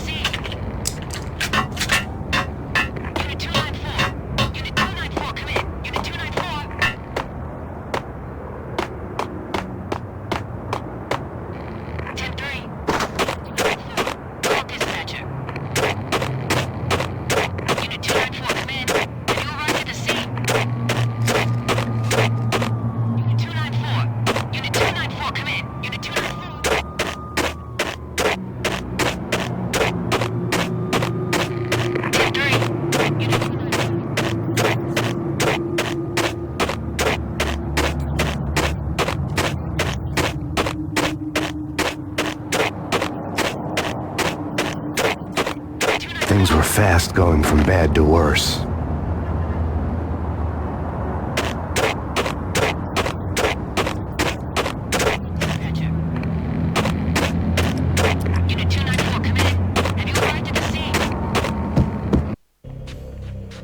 The men in blue had come and gone. They had decorated the place with chalk outlines and tied it together with yellow tape. The cops who had stayed behind were dead. Frankie, his boys, and I had the place all for ourselves. The NYPD has been out on Max Payne. Killer storm. The Chief Jim Rivera take whatever steps necessary. Here stated that Valkyrie represents... Just forget about it. Just forget about it. Hey, just forget about it. That crazy witch, you should have heard her. She was a real scream when the boys caught her trying to cap the Don. Oh, that's friggin' bad. To the trio? That's even worse than what Frankie's doing to that poor bastard downstairs. She's gonna take a long time to die. The mobster muscle on the phone was talking about Mona. Punchinello's trio were nothing but bad news.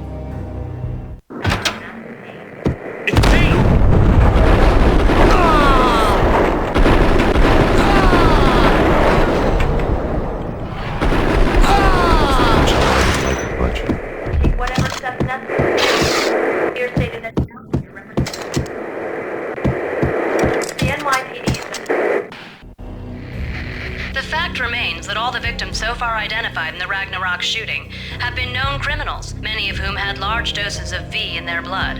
Reliable sources say that Max Payne was also among those killed, although no body has been recovered at this time. Reliable sources. That meant somebody thought the Mafia had me, didn't want the cops snooping around anymore. The body would be delivered to them barely recognizable. Case closed. Don Punchinello had the power to be that reliable source, which was no news. But his news was old news. Framing me hadn't been enough. Don Punchinello had put a hit on me. He wanted me dead, and it had been important enough for him to give written instructions to Frankie about it. Max Payne should die like a dog for the trouble he's caused. Frankie, I know I can trust you to give this matter the dedication it needs.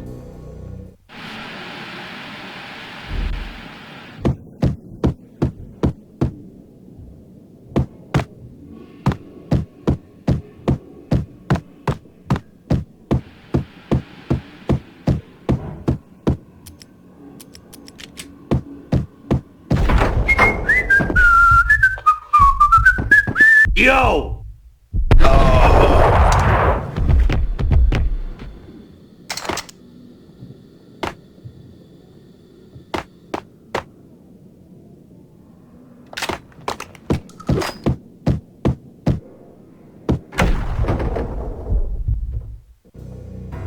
The hotel bar was fast developing quite a history. True to his words, Frankie was there, having a beer. Jesus Christ. How the hell did you get loose? Got bored waiting. Thought, what the hell, we could just as well finish this here. Fine by me. This works out just as well.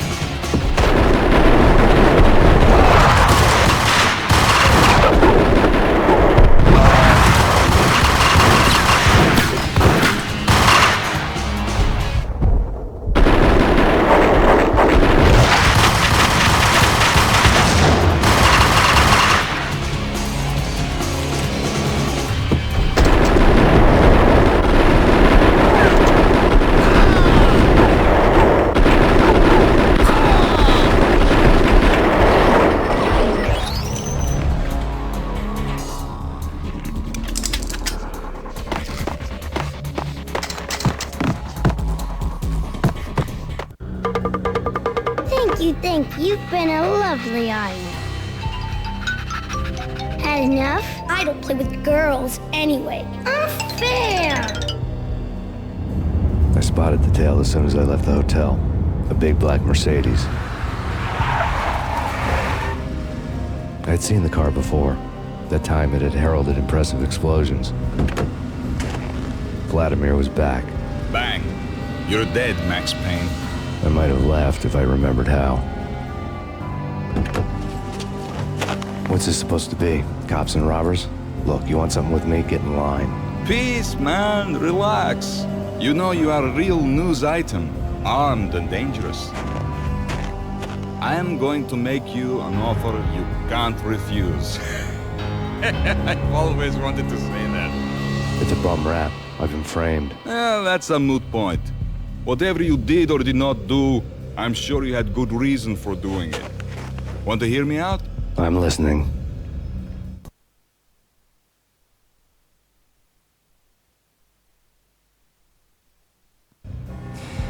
Punchinello messing with V is bad for business all around.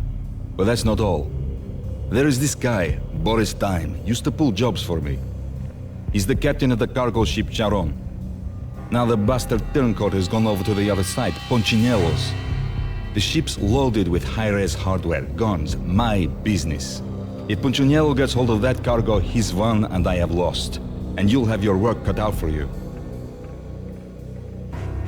If you want to get to Punchinello, you'll need heavy-duty persuaders. I am just the man to get them for you. Change the ship back under my flag, maybe pop 2 in the traitor Dime's head while you're at it. You'll get enough guns to start the apocalypse. You in or out? Let's get this show on the road. Vladimir was one of those old-time bad guys with honor and morals, which made him almost one of the good guys.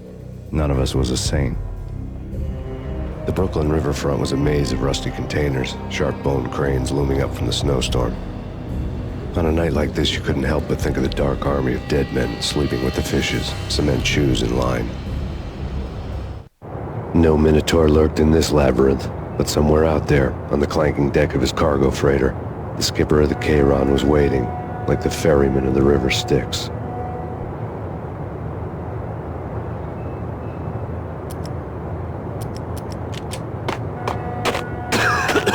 Hey!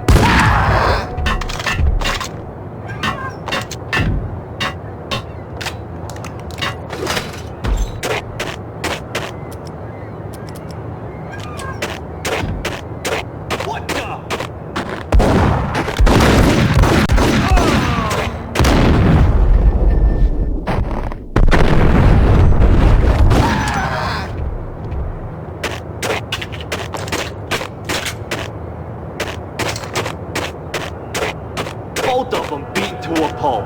Eyes swollen. They couldn't see in the end. Swaying on their feet. Slipping on the blood. Money's worth. Brought tears to my eyes. Transcendental.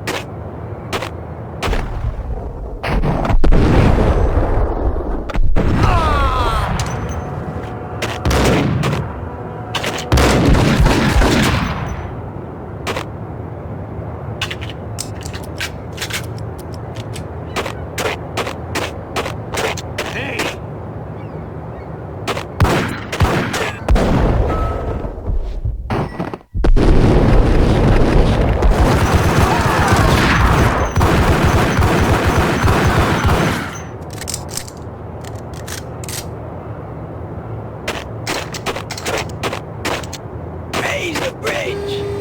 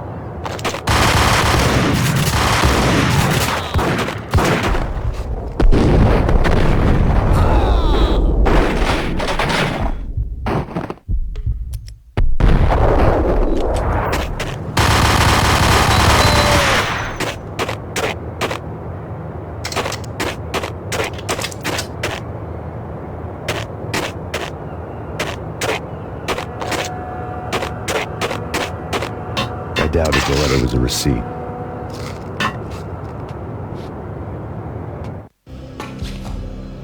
Rico Muerte had come to town to do more than just sort out family troubles. Exhibits number 1, 2, and 3. Briefcase of money, a sniper rifle, and an envelope with one word neatly printed on a folded piece of expensive paper. Mayor. It didn't sound like a mafia contract at all. It was too cold and too to the point.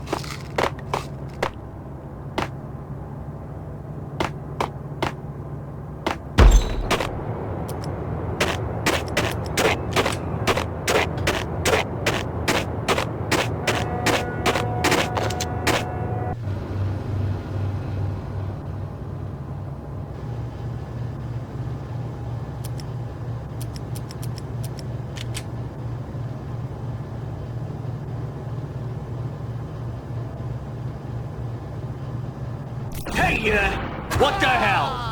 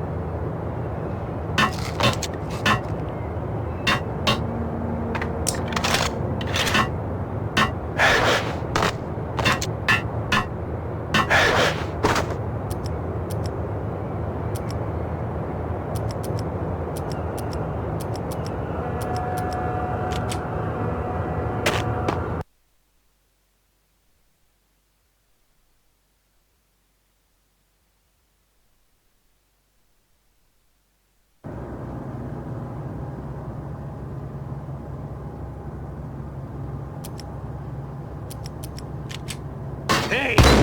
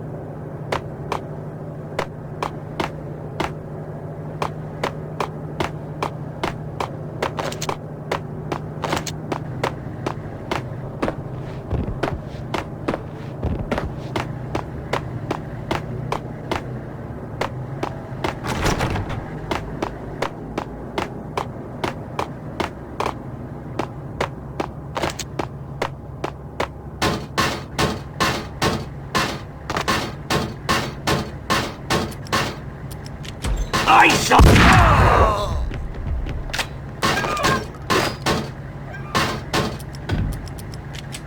I found Boris Dime's ship.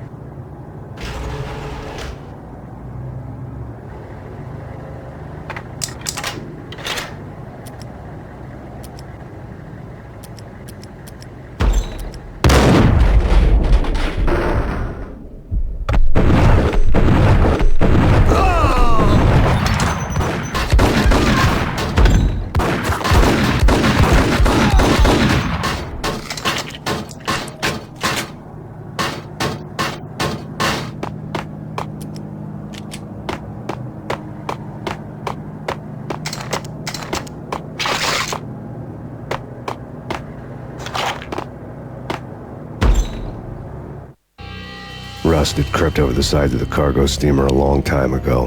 Boris Dime would be on board. I'd have to smoke half of his crew to even get near the gangplank. The guns were probably being kept in the hold, buried amidst the rats and oily water.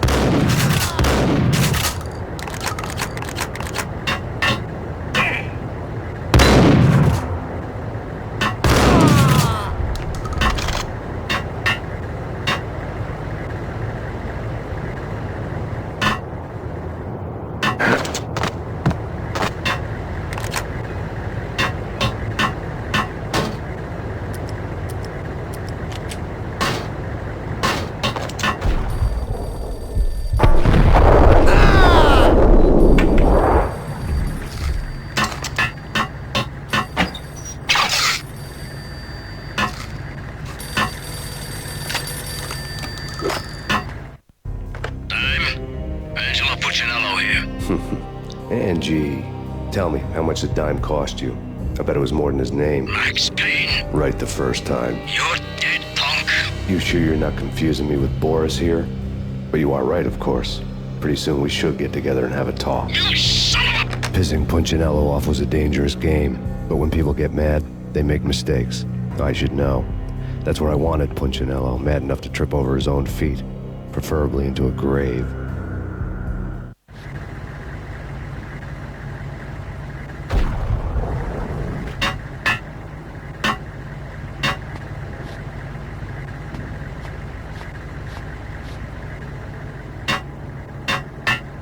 Dime! Dime!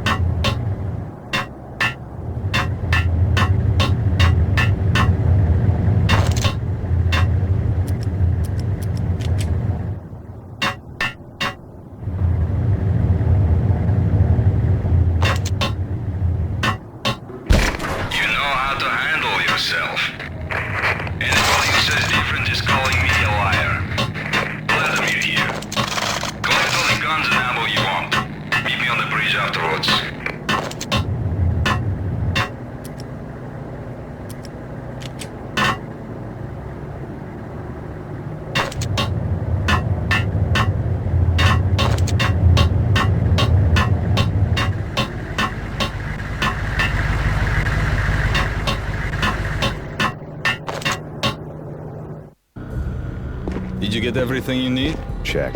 I owe you. Anything you need. This is my solo.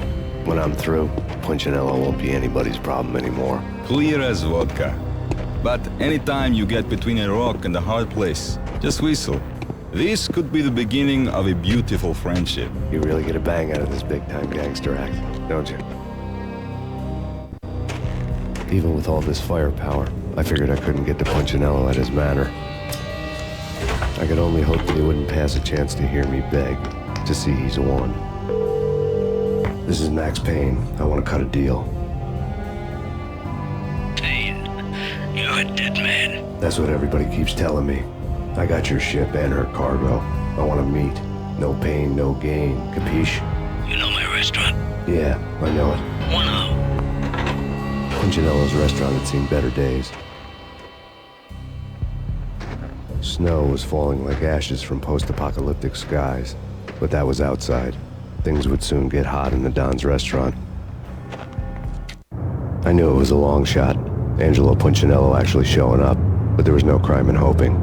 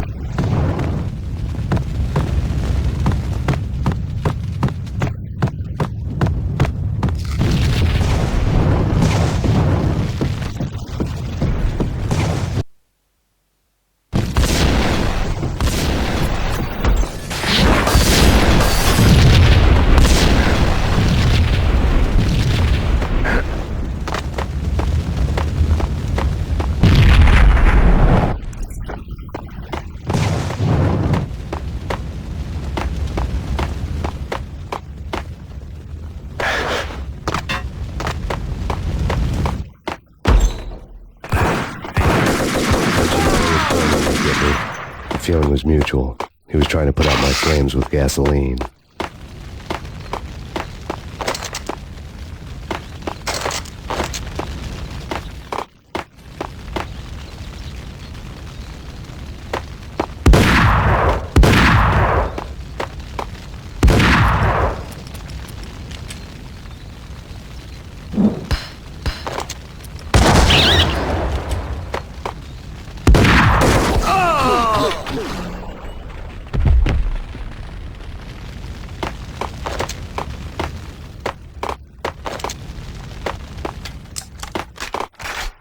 The mobsters have been guarding a real treasure, the way out of this disco inferno. There he is!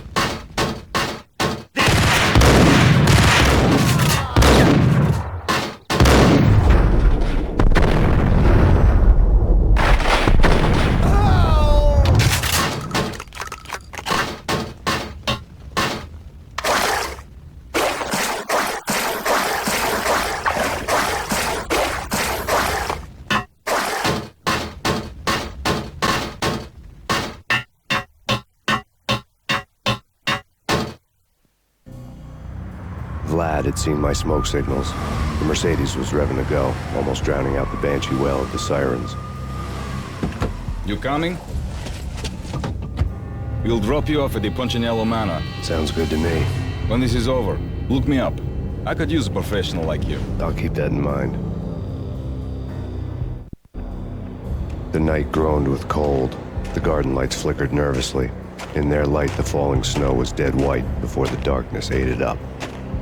I had heard the stories. The trio were mad dogs. They'd have hung the heads of their enemies over the manor gates if the capo had only let them. Punchinello wanted Payne. They'd see the pain. The trick in my situation was that there was no trick, no matter what the movies tell you. No rules, no secret mantra, no roadmap. It wasn't about how smart or how good you were. It was chaos and luck, and anyone who thought different was a fool. All you could do was to hang on madly, as long and as hard as you could.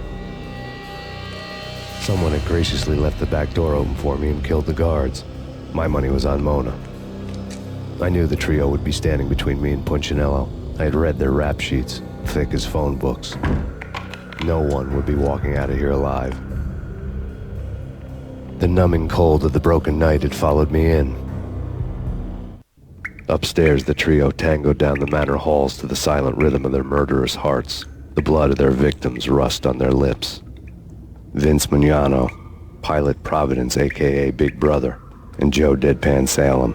The pistol was a frozen lump in my hand, piercing the skin, gnawing me to the bone.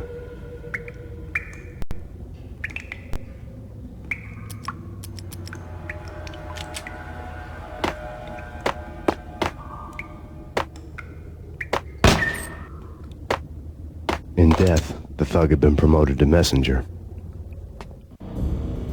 Someone hadn't enjoyed the Don's hospitality. Someone with a flair for the dramatic. Someone who had let herself out of a locked cell and past a couple of armed guards. My thoughts were on Mona again. I could only hope she was a good enough gambler to walk away while she was still winning, before she'd run into the trio.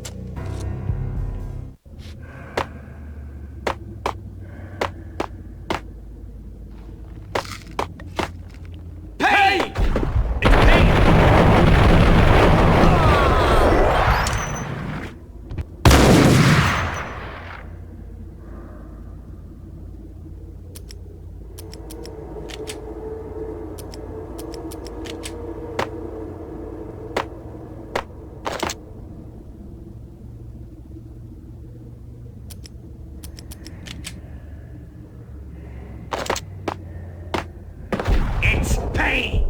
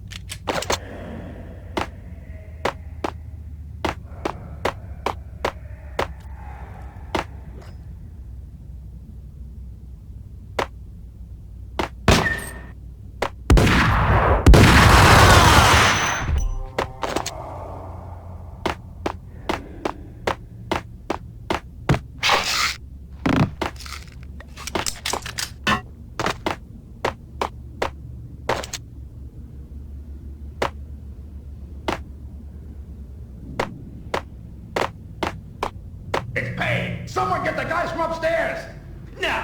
No one's going anyplace. Too late for that. He walks in, we waste him. Vinny and Joe and Pilot won't get the credit for this kill.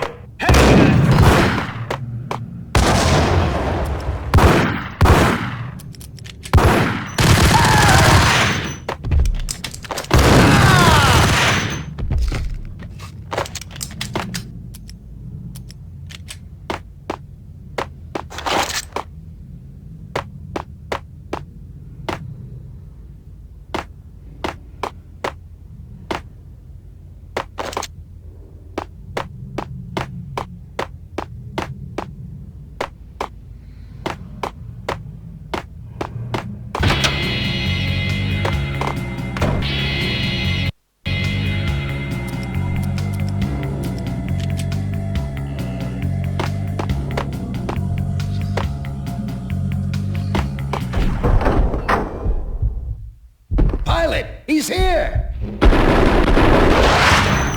It didn't take me long to run into the trio. The word on Lisa Punchinello was that she was a bit of a witch. The tarot cards on the kitchen table fit the picture. They weren't my kind of cards, but I was willing to take a crack at the hand Mrs. Punchinello had dealt. The first card was the tower. Maybe that was supposed to be the manor. It got easy after that. The devil was the master of the house, and death was me, coming for him.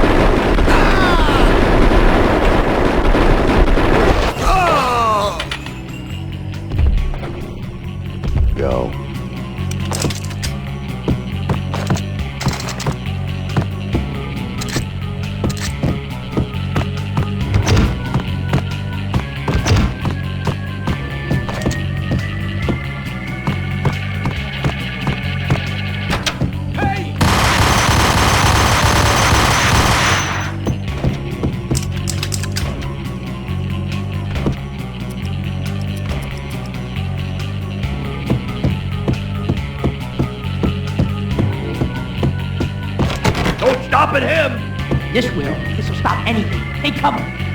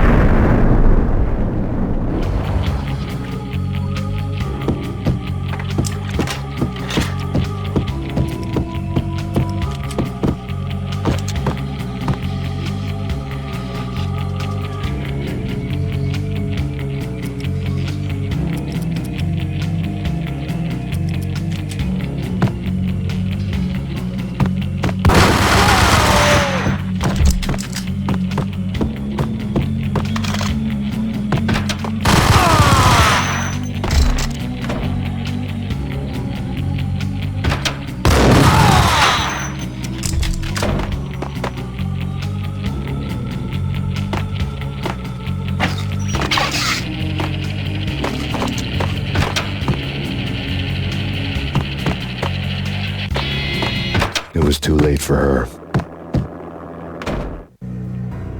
You're a real angel, Max. I couldn't tell whether it was Mona or her sister. The body was a mess. The sick bastard had really gotten a kick out of it.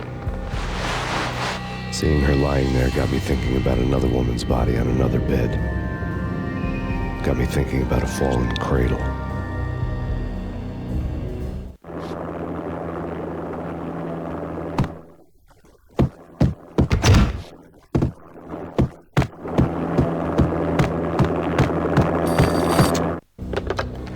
Max Payne. Talk to me.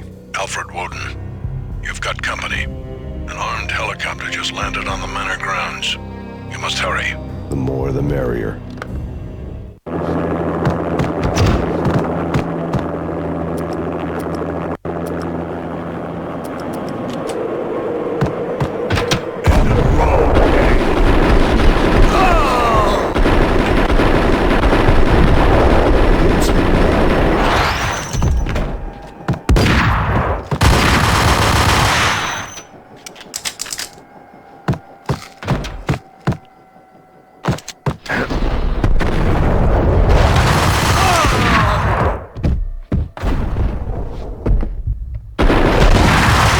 Punchinello's trio was done for.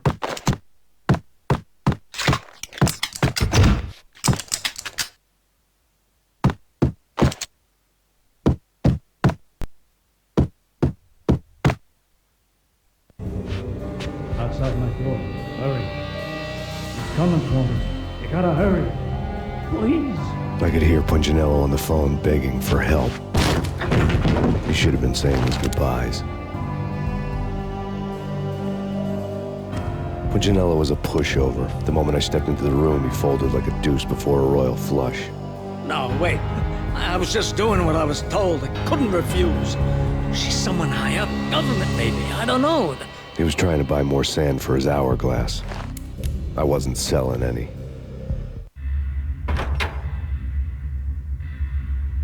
No, I told him nothing.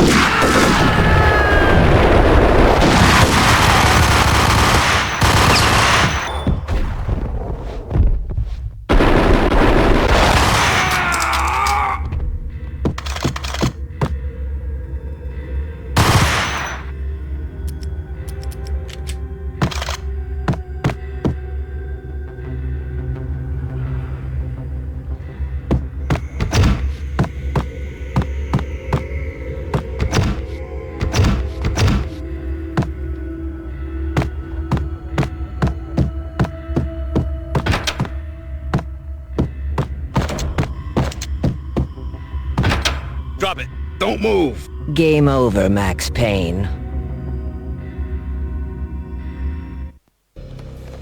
I could tell when I was outgunned. It was time to take another beating. The mystery witch was a real barracuda. Trouble on dagger heels, a smoking assault rifle in her hand, and an army of killer suits behind her. How sweet. I get to kill two birds with one stone. Sooner or later, it was going to catch up with you. Mr. Payne, it's time to show you the benefits of my brew. Be a good boy now. you'd find that Lady Luck was really a hooker. You were fresh out of cash.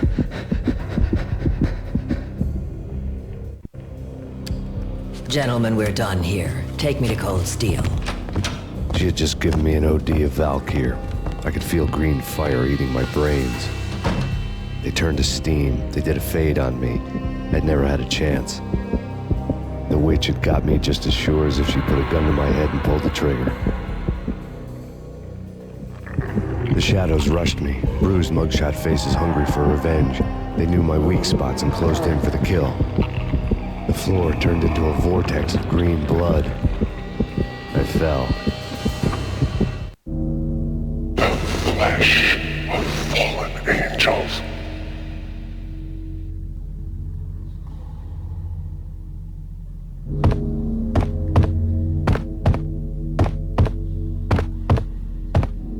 Who's there? Max? Is that you? Max? Please. No, please.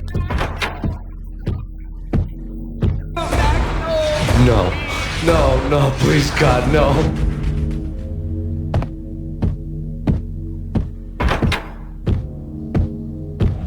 Max? Where are you, Max? Please. The letter was staring at me.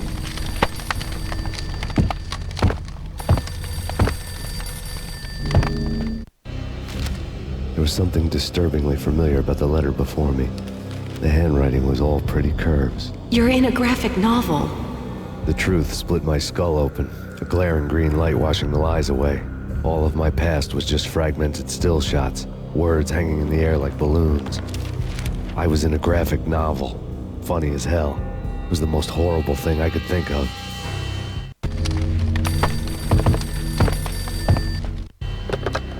Bartender is shiny stuff and dreams are made of stupid necromancers. He sings like a banana wrist, having strayed too close to the constellations on their shaved skulls. There was a bad line in a prank call. Someone spouting insane babble. I couldn't make sense of it. But I had an overwhelming sense of deja vu. The caller's voice sounded oddly familiar.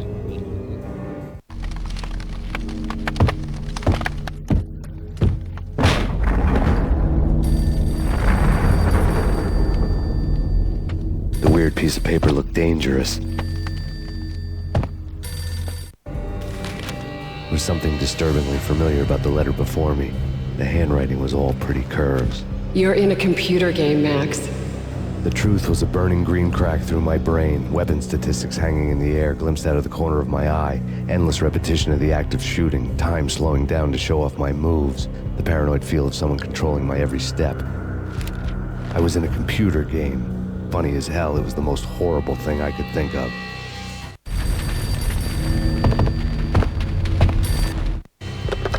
Don't lose it. It's Valkyr. The drug. Snap out of it. Try to remember. It was a bad line in a prank call, someone spouting insane babble. I couldn't make sense of it.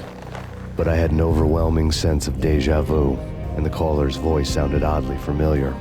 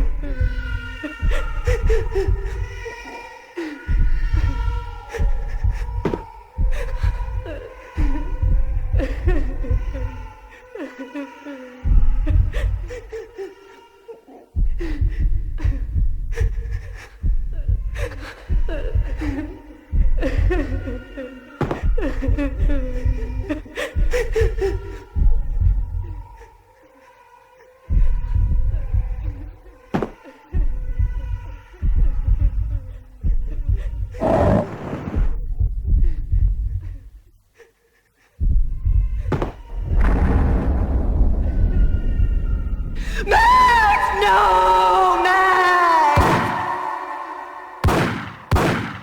Murderer! You killed her!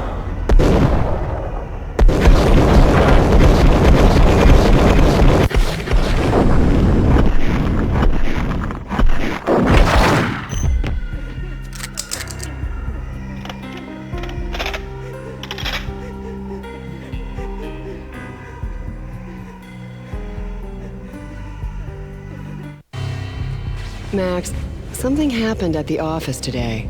A strange memo. Something about Vikings. Honey, I gotta run. You can tell me all about it this evening. Have a nice day, darling. The bullet holes were rubies on her chest, blood glowing on her ivory skin. She was so beautiful. The killer was smiling. The flesh of fallen angels. Slowly, the green nightmare faded, leaving dark stains on my soul that would never come off. I felt like flatlining. I was all shook up. I woke up in a cold sweat, sick and tired to the bone, lying in a puddle of my own puke. The hag had said take me to Cold Steel before it had all gone crazy. It was a clue, the only one I had. It took me forever to crawl back to my feet and hit the road, but when I did, I drove straight to Cold Steel Foundry outside the city. There was a whole lot of action around the place for a freezing winter night. Trucks coming and going, men running. I had the drop on the mystery witch. She thought I was dead. I was on her blind side. I was going in. The bad trip had put me in a crazy mood, adrenaline pumping through my aching veins. Staggering on the mill roof in ice and snow and wild wind, I was a ninja. My kung fu was strong. I wasn't kidding anybody. At best, I was Superman on Kryptonite about to fall through a skylight, down to where it was all going down. A half-abandoned industrial area in the middle of nowhere. The factory was a perfect front for any number of illegal activities.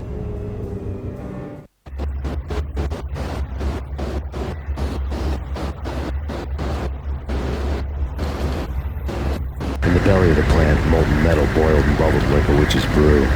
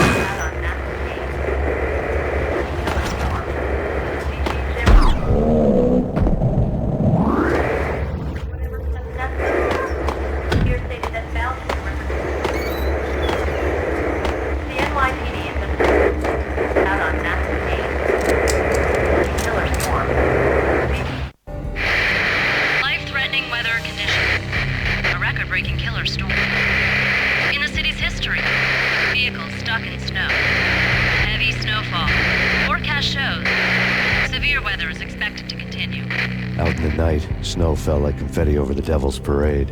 The storm was anything but over.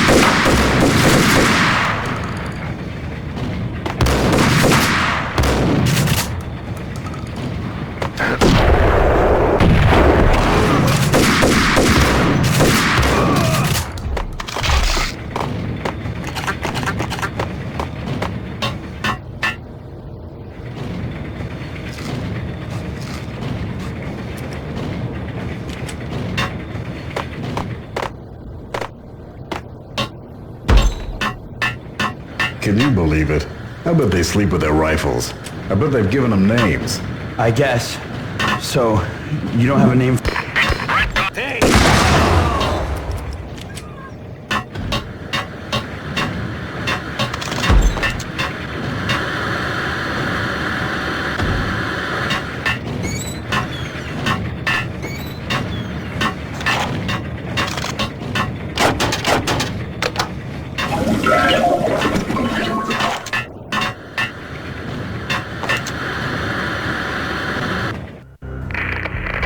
Perimeter breached.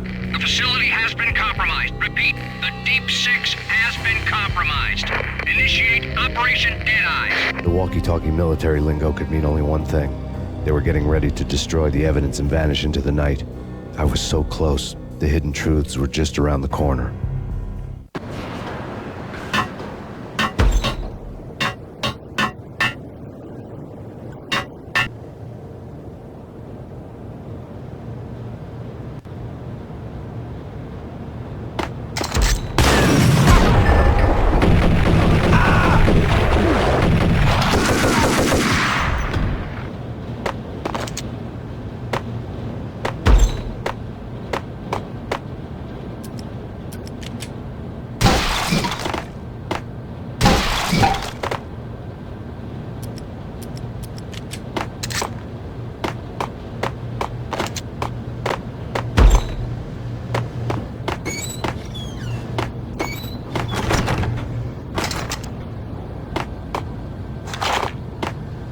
The folder on the table told a grim tale. The mercenaries were running a tight operation, paperwork and all. Merchandise missing again. A chemist had tried to smuggle it out for his own private party. Locked him up in cell B7 in D6's old test facility to wait for proper processing. I was close enough to hear the secrets, just beyond the next doorway.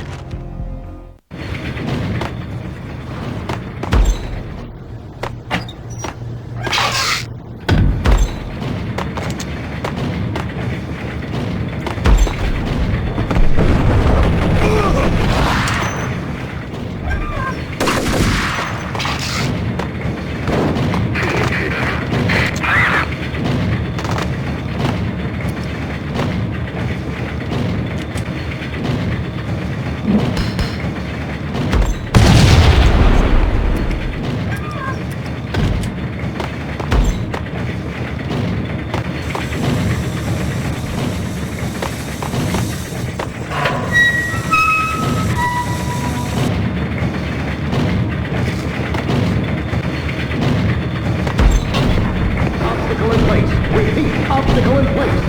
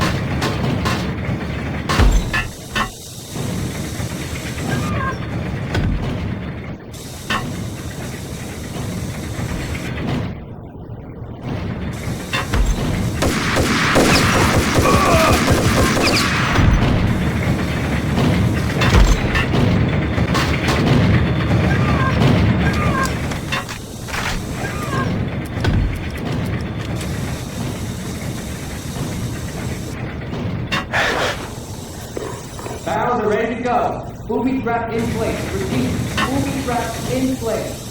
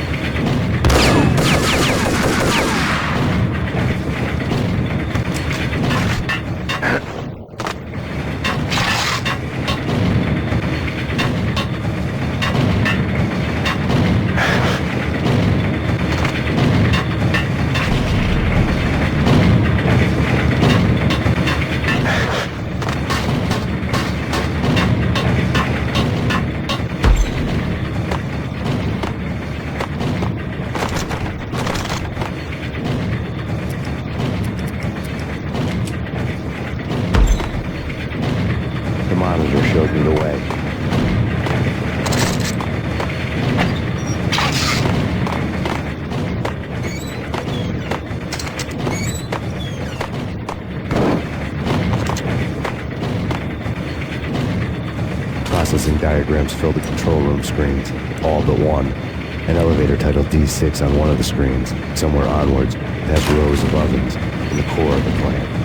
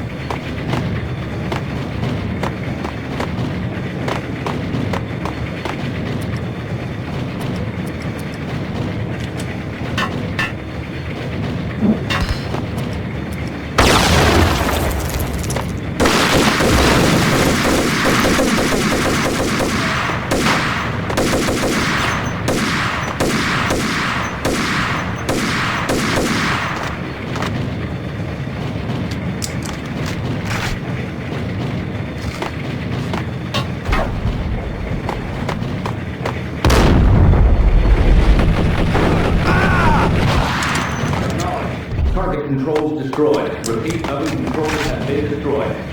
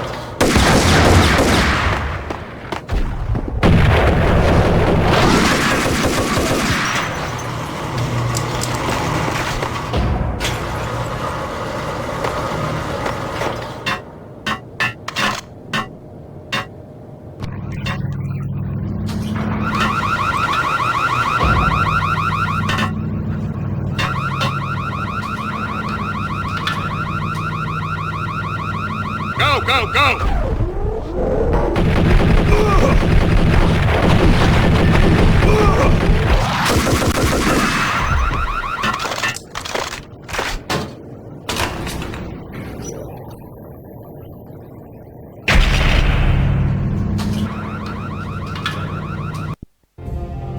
I had taken on the role of the mythic detective, Bogart as Marlowe, or as Sam Spade going after the Maltese Falcon to unravel all the mysteries. Following a path of clues to that final revelation, even if it would take me down to the cold, cavernous depths of a grave. You can't do this! My men are still inside! Do you have any idea why this is called Operation Dead Eyes?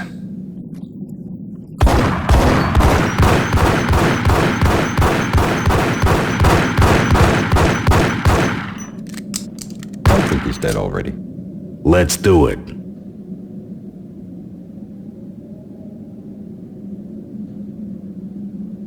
Attention all personnel. The self-destruction sequence has been initiated. Evacuate the complex We've got company. The self-destruction sequence has been initiated. Proceed to the nearest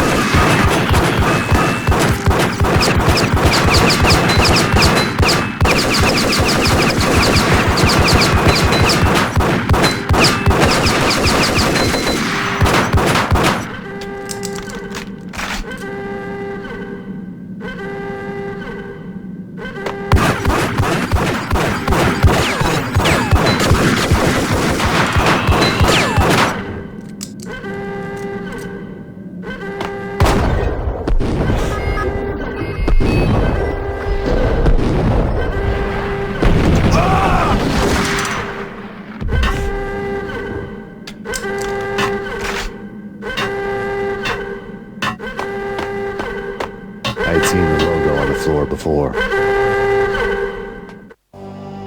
There was an old army bunker under the steel mill. I knew the military plaque on the floor. I had seen 1,000 variations of the insignia on crumbling brick walls everywhere in the city. The sword replaced by a syringe. Project Valhalla, V for Valkyr, V for Valhalla. All of a sudden it read like a crackpot conspiracy theory.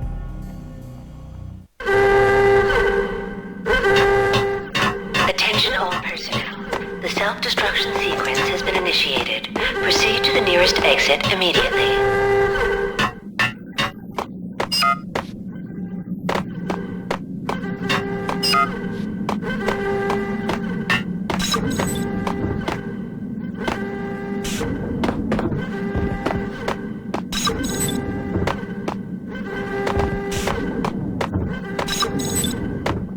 Abort! Abort! The self-destruction sequence has been initiated! Get the hell out of here! The place is gonna blow! Move! Move! Move! Run, goddammit! Go! Go!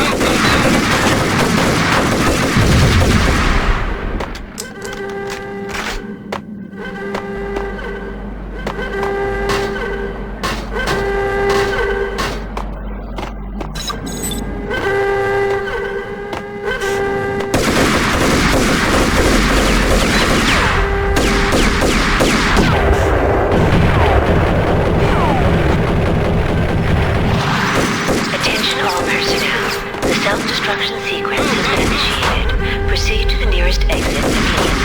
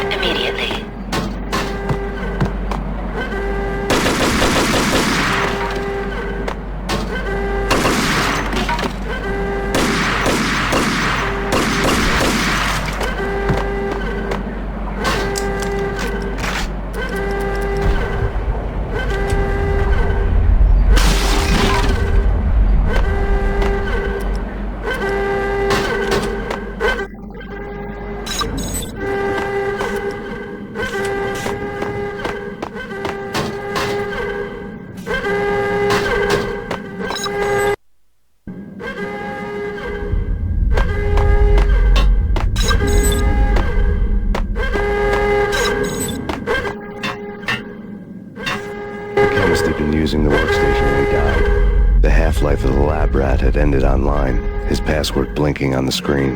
665, the neighbor of the beast.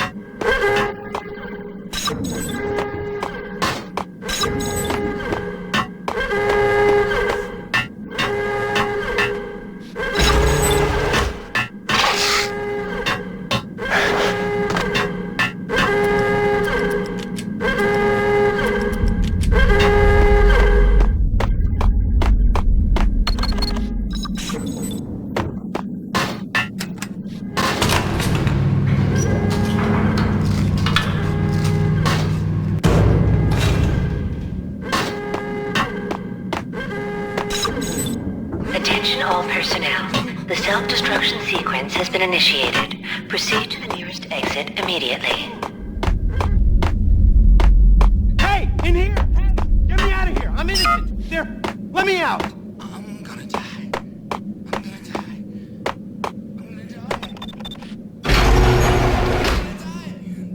Thanks! I thought I was gonna die in there for sure. I need you to get me through the decontamination chamber airlock. You're crazy! No way! The place is blowing up, for Christ's sakes! Either that or back to the cell. Your choice. Okay, I'll do it! I'll do it!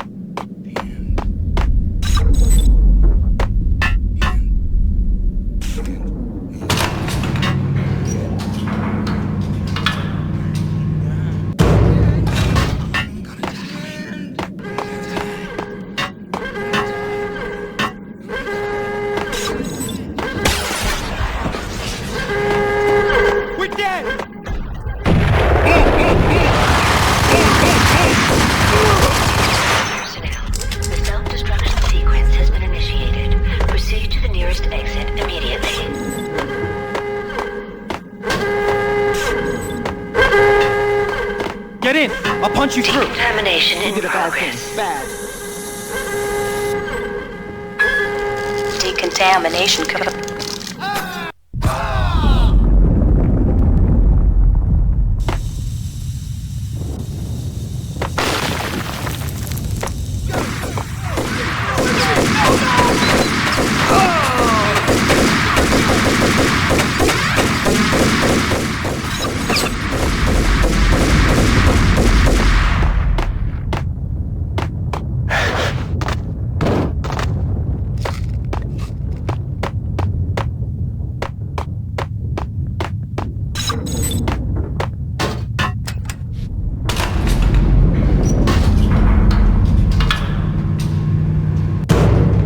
I was caught in the middle of the deadly web that was the Valkyr case.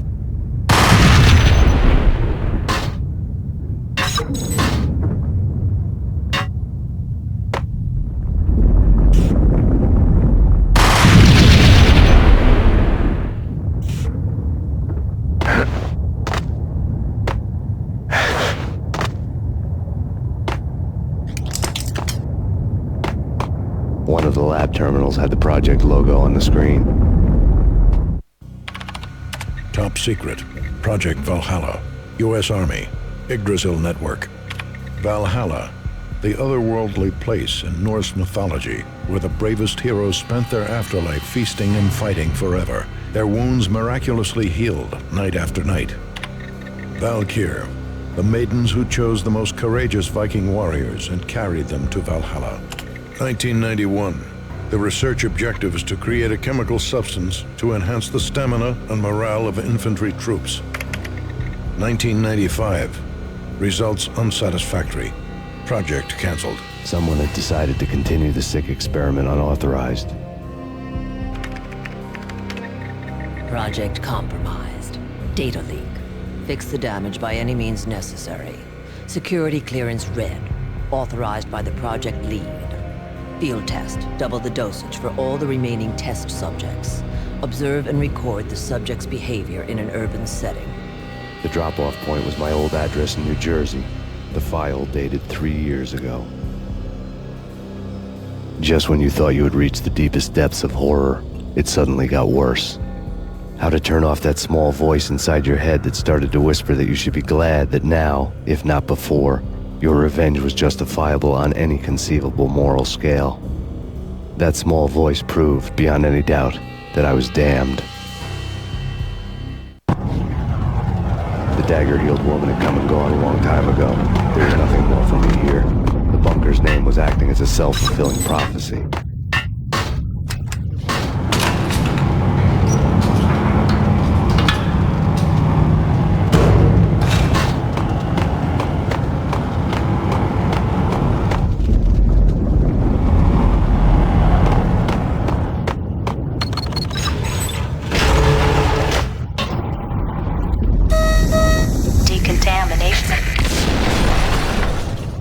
Self-destruction imminent. 28, 27, 26, 24, 23, 22, 21, 20, 19, 17, 16, 15, 14, 13, 12, 8, 10, 9, 8, 7, 6, 5, 4,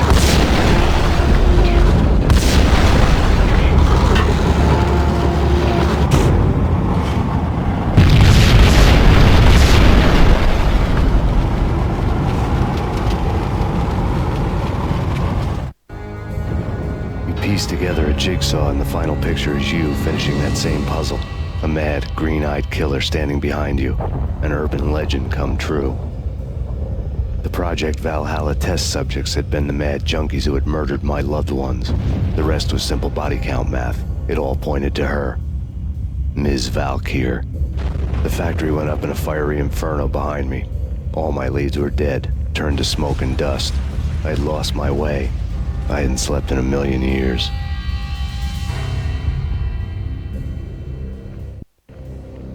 I felt thin as death. I've been living on an endless supply of week-old donuts. They were fuel for this crazy furnace inside my head. I couldn't remember when I had last seen the sun. I was on a permanent graveyard shift. When the darkness fell, New York City became something else, any old Sinatra song notwithstanding. Bad things happened in the night. On the streets of that other city, Noir York City. I was in an all-night diner, downing cup after cup of coffee that tasted like engine oil, when a new message from BB got me back on the killer track. What the hell happened at Roscoe Street? Maxie, I'm going out on a limb here.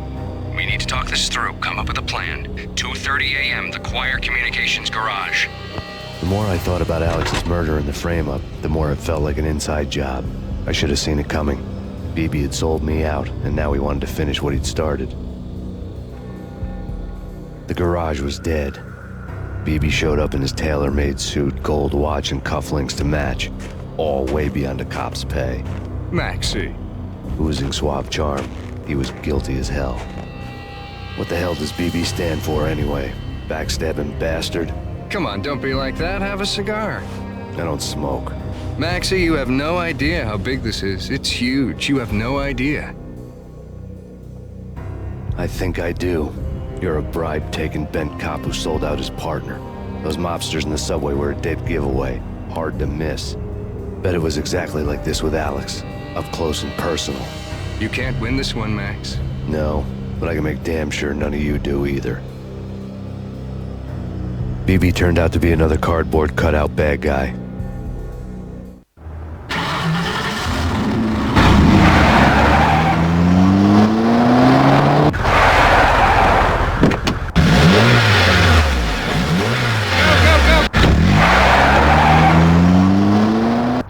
Cop on the take, a cowardly right-hand man fleeing from the scene, leaving his paid thugs to do his dirty work.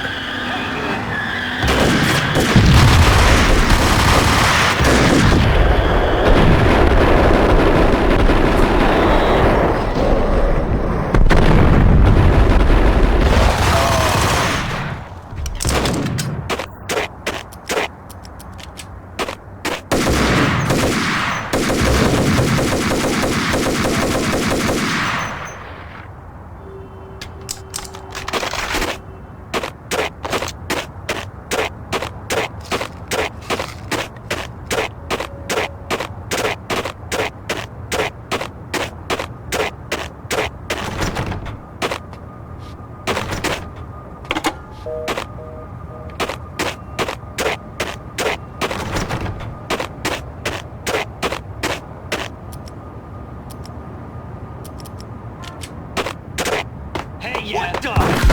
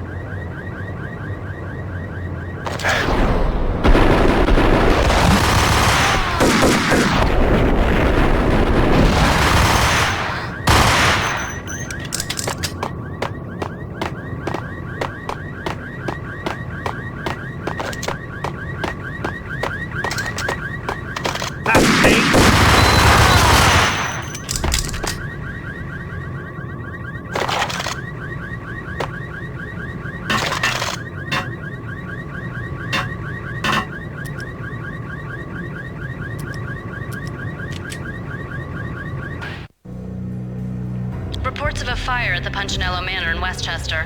The manor is the home of Angelo Punchinello, the alleged head of the Punchinello crime family. The police are now saying, contrary to their earlier statements, that Max Payne is still alive and at large. He continues his vendetta against the Mafia, of which this last act of arson is attributed to. I had no recollection of setting any fires, but I did remember the flames.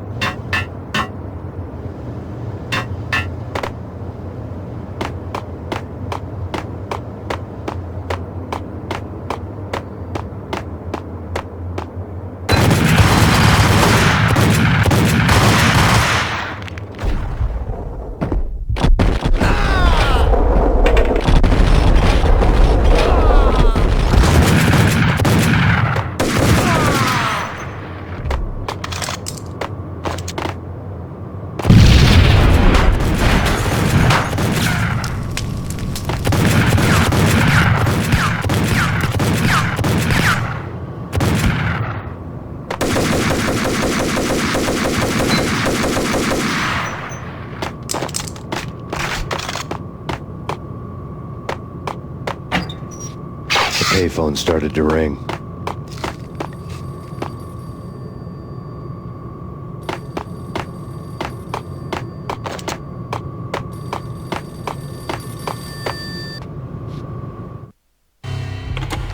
Yeah.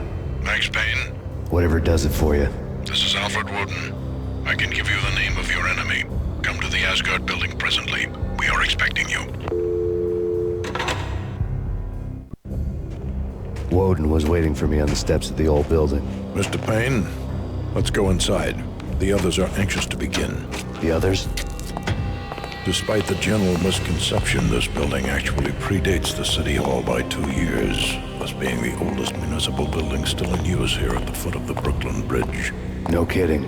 The old man played tour guide as he led me through a dark, domed hall. The answers I was after loomed large ahead. Mr. Payne, I would like to introduce you to my colleagues in what we call the Inner Circle. You've been watching too much X-Files. You have seen the files on Project Valhalla. We can fill the gaps, provide you with the information missing from those files. We were all involved in the early stages of the project during the Gulf War. What's the catch?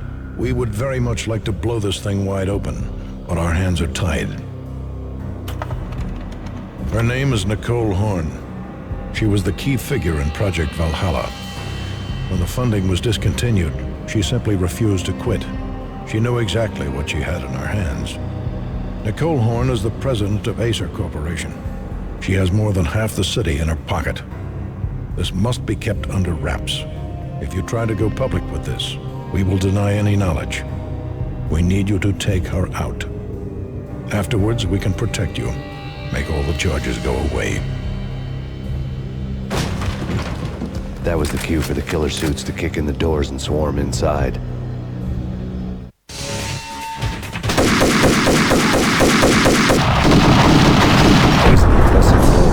But I decided to leave early anyway. It was only a one-story fall. Lucky me.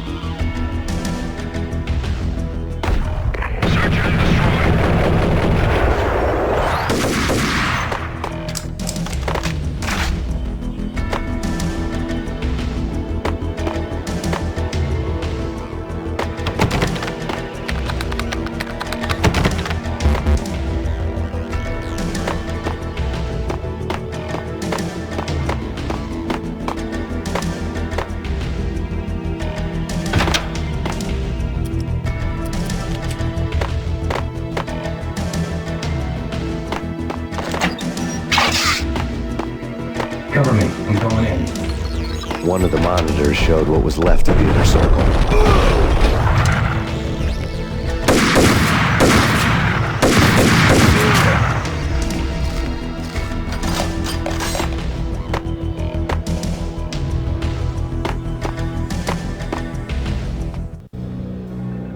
On screen, the so-called corpse of Alfred Woden stood up, miraculously waking from his dirt nap, looking smug among his dead pals. In the land of the blind, the one-eyed man is king. I didn't know how he'd pulled it off, but it was a pretty slick way to get out of all his promises. Most of what he had said fit too well to be a load of crap.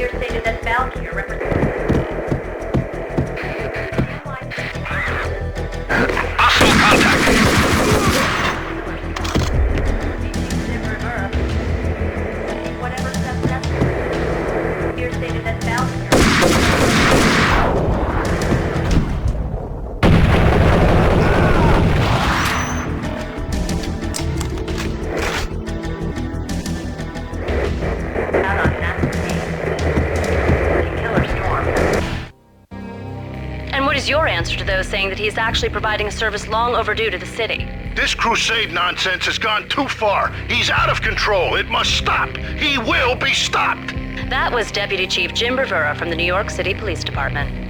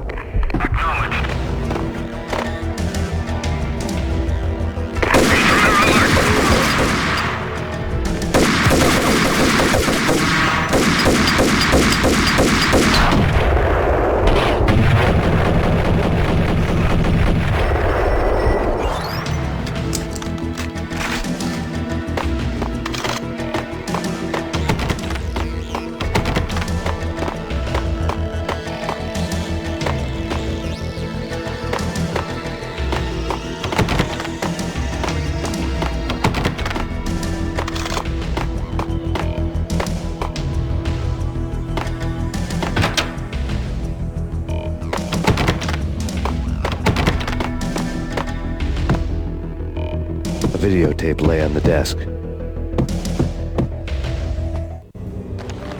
Nicole Horn had blackmailed the inner circle into silence. The tape came with a curt extortion note on a piece of expensive paper. I remembered Candy Dawn taping her clients in action on the side, selling the tapes to the highest bidder. I was sure that kinky sex was nowhere near Alfred Woden's worst sin. But I had a feeling that when this was over, any collateral would come in handy.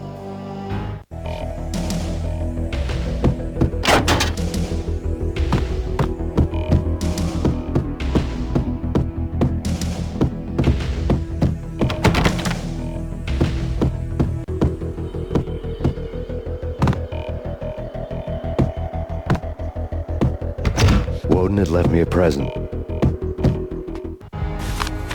Woden had taken care of my mission preps with military precision. The critical areas in the Acer Corporation headquarters blueprints were circled in red. The president's office was at the top of the building, right below her penthouse suite. The elevators were controlled by a security computer, part of the mainframe located underground below the building. The high-rise was sealed as tight as a sci-fi fortress.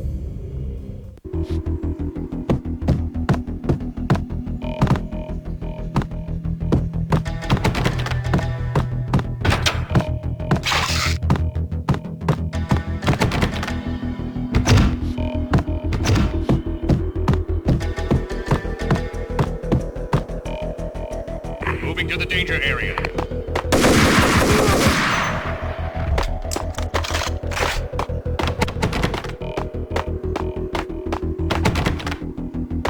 Search and destroy.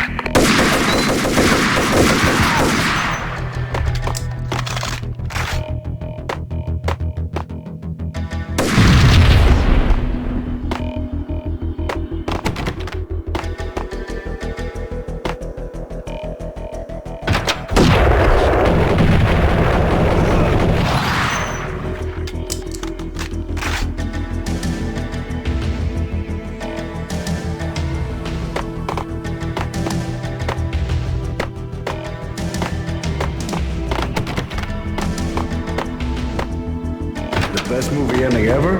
Gotta be Butch Cassidy and the Sundance Kid. A hero's end, going out with guns blazing. Never heard of it. No?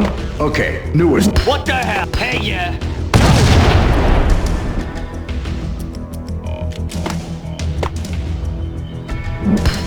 Hold it.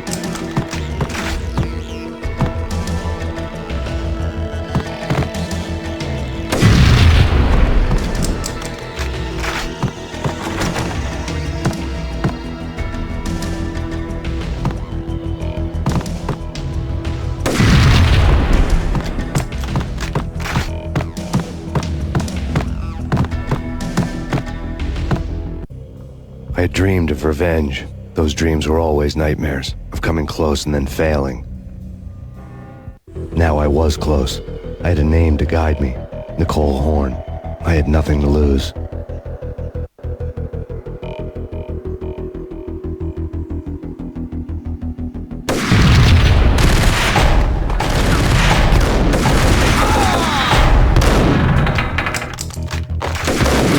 The inner circle had quite attractive.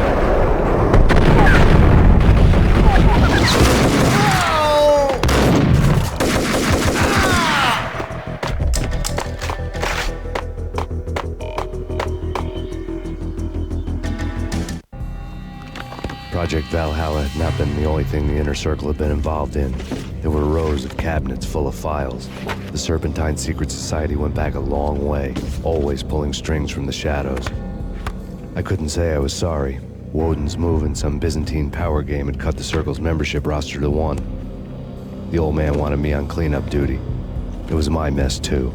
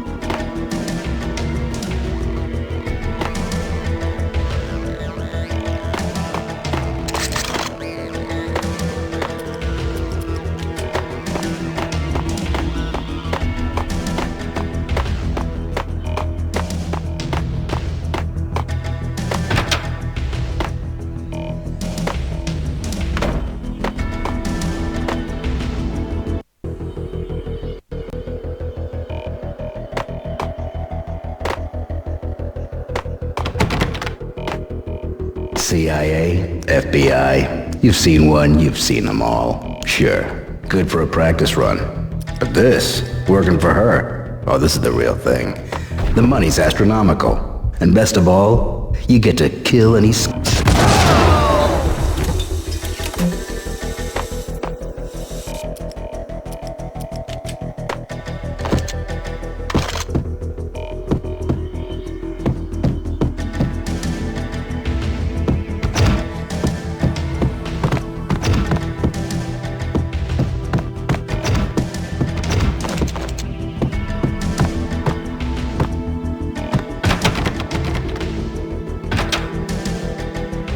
Take him down. Shoot to kill. Let's finish this.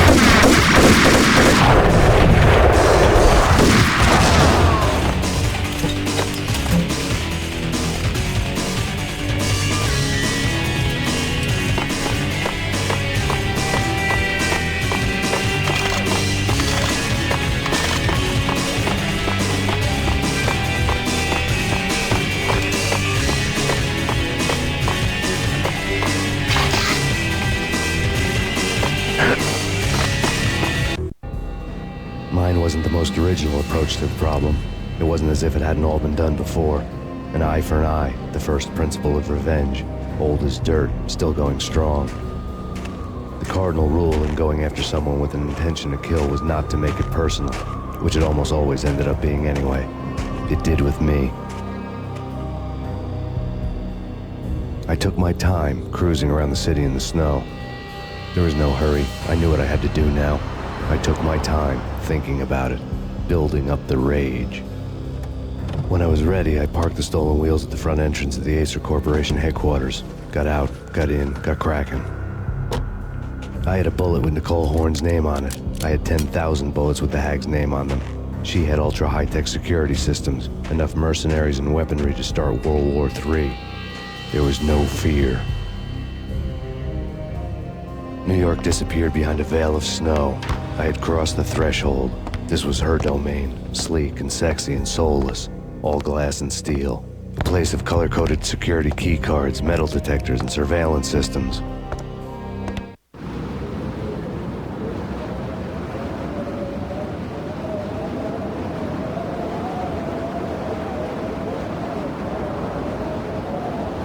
Colder than a walk-in fridge.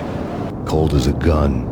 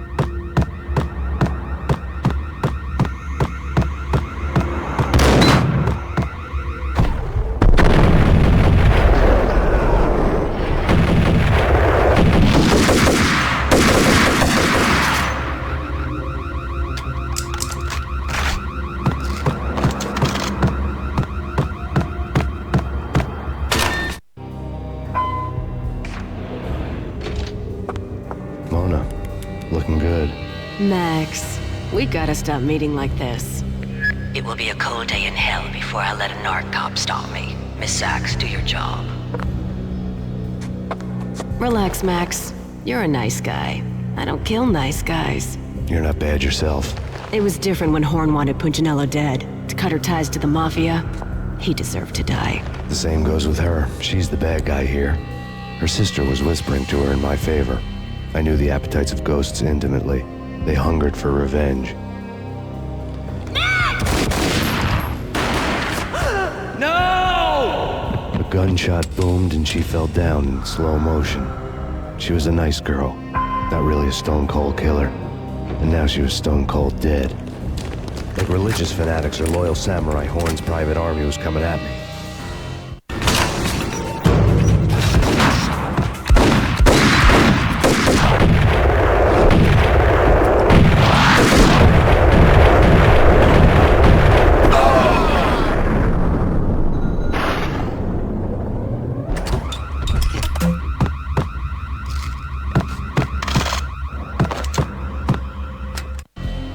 When the elevator came back down, Mona was gone. There was a lot of blood, but no body.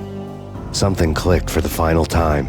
My mind had never been so clear, as if somewhere high above the storm clouds were already gone, cold stars blazing from the black skies.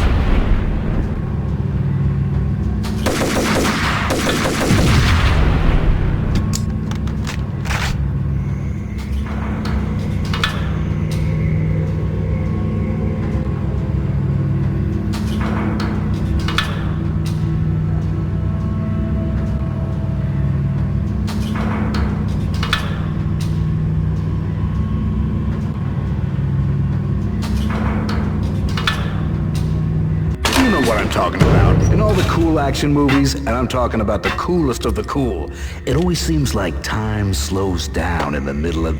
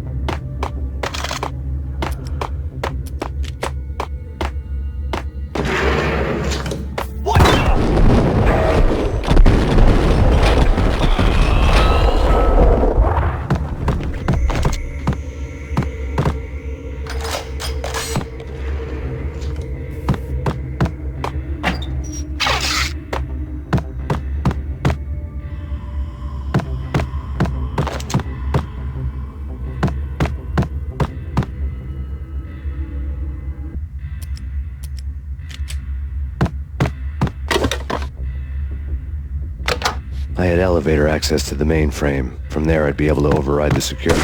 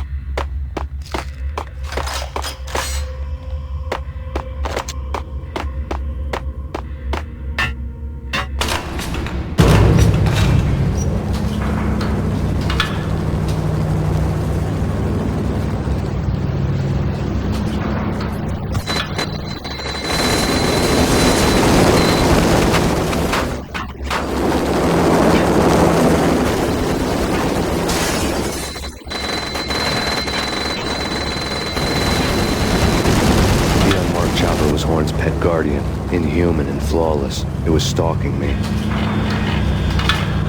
hate to be stereotyped. I'm not a cold-blooded killer. I'm a nice guy. I love my wife. I have 2 boys I'm very proud of. You just have to make the ends meet.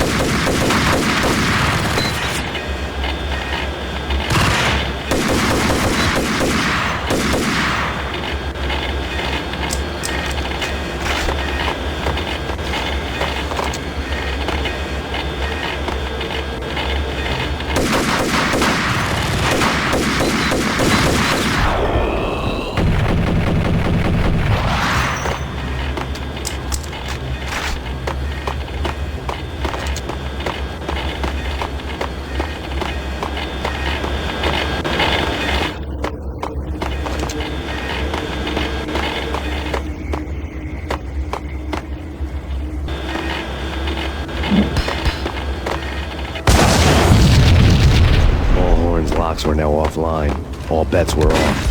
The elevator would take me all the way up.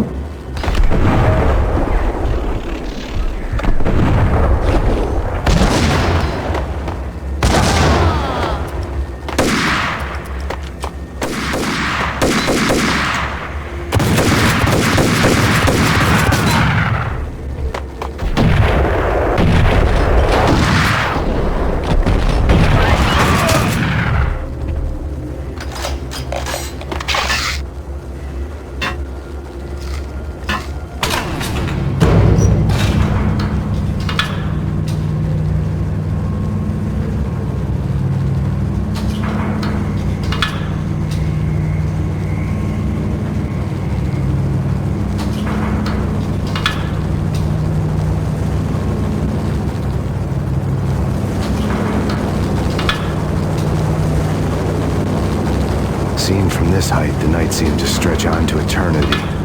A hint of desperation had crept into the snowstorm, as if it was trying to get it all out before the end.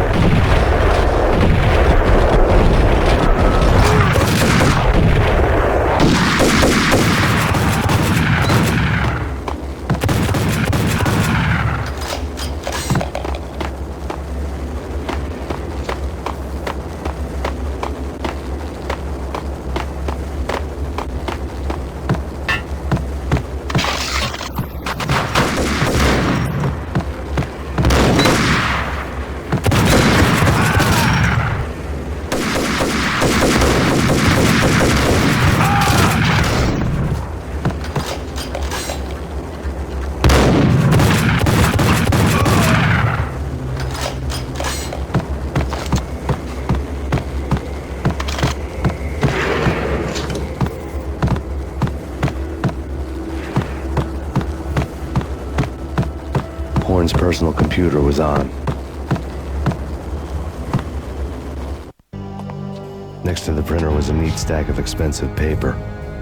Hacking through Horn's computer would have unearthed files of criminal plans, strategies for world domination, spy helicopter reports, illegal wiretap recordings, internet porno, all of the above. Take your pick. I really didn't care anymore. I had seen too much of it already.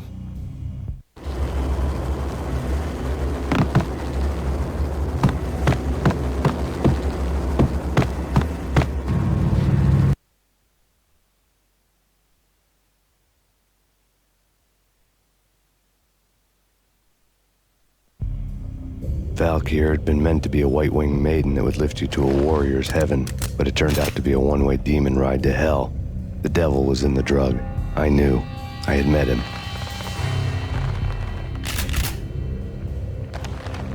And now I was gonna kill her, the queen of the underworld who had tried to lift herself a bit closer to heaven with her drug money.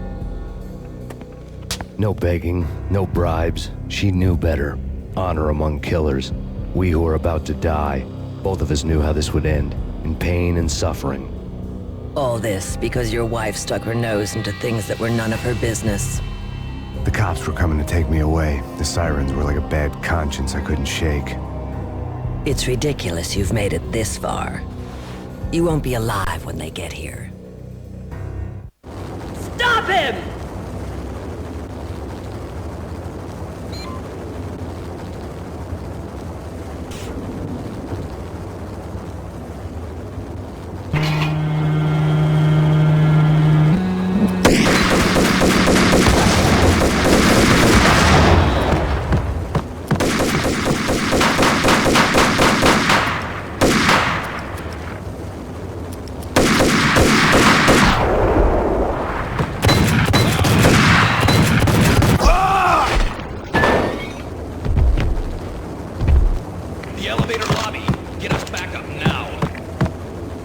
Max Payne, this is futile. A waste of time. The deaths of your wife and daughter were necessary. Inevitable. It is done. You cannot bring them back, as you do.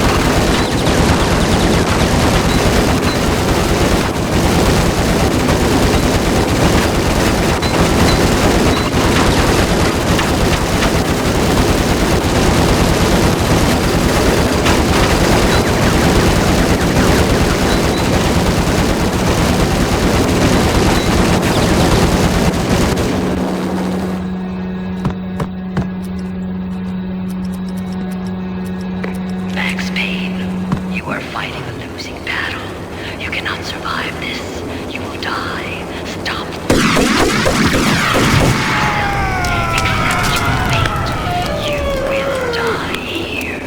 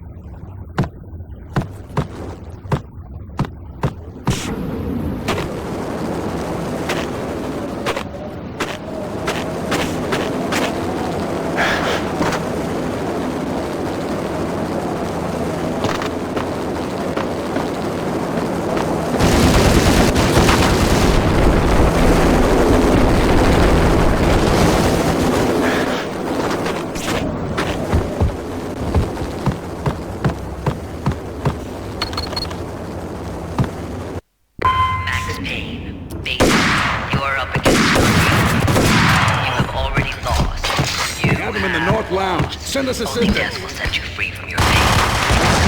Surrender. Give up.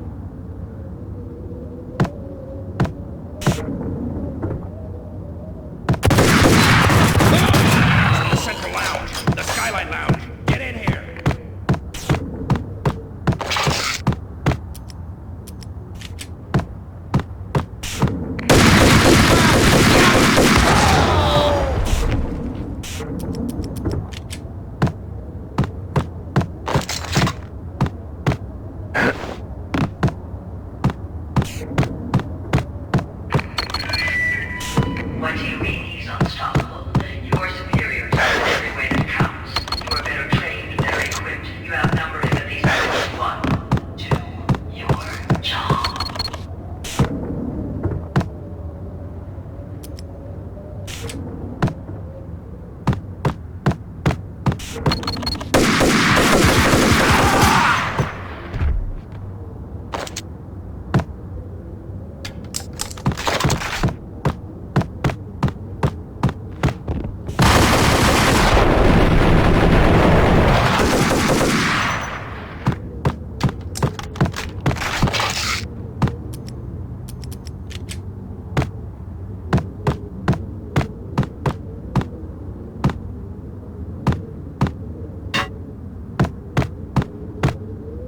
Not a step further.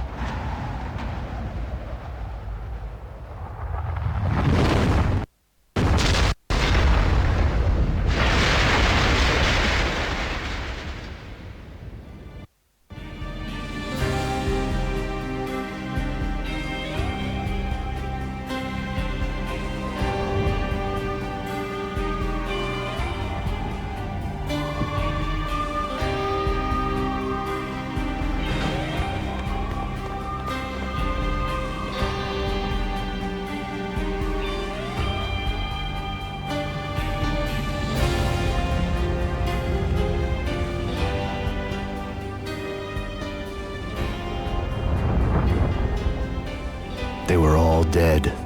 The final gunshot was an exclamation mark to everything that had led to this point. I released my finger from the trigger.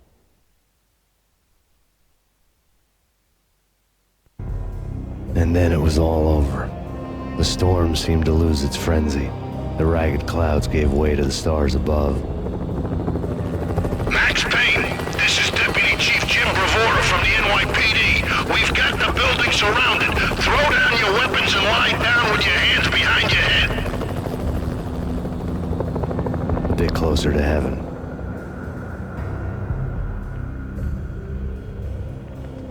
The cops' voices were distant and muted. Freeze! NYPD! Hold it right there! My ghosts released me from their haunting. Down below, New York City glittered like diamonds on black velvet.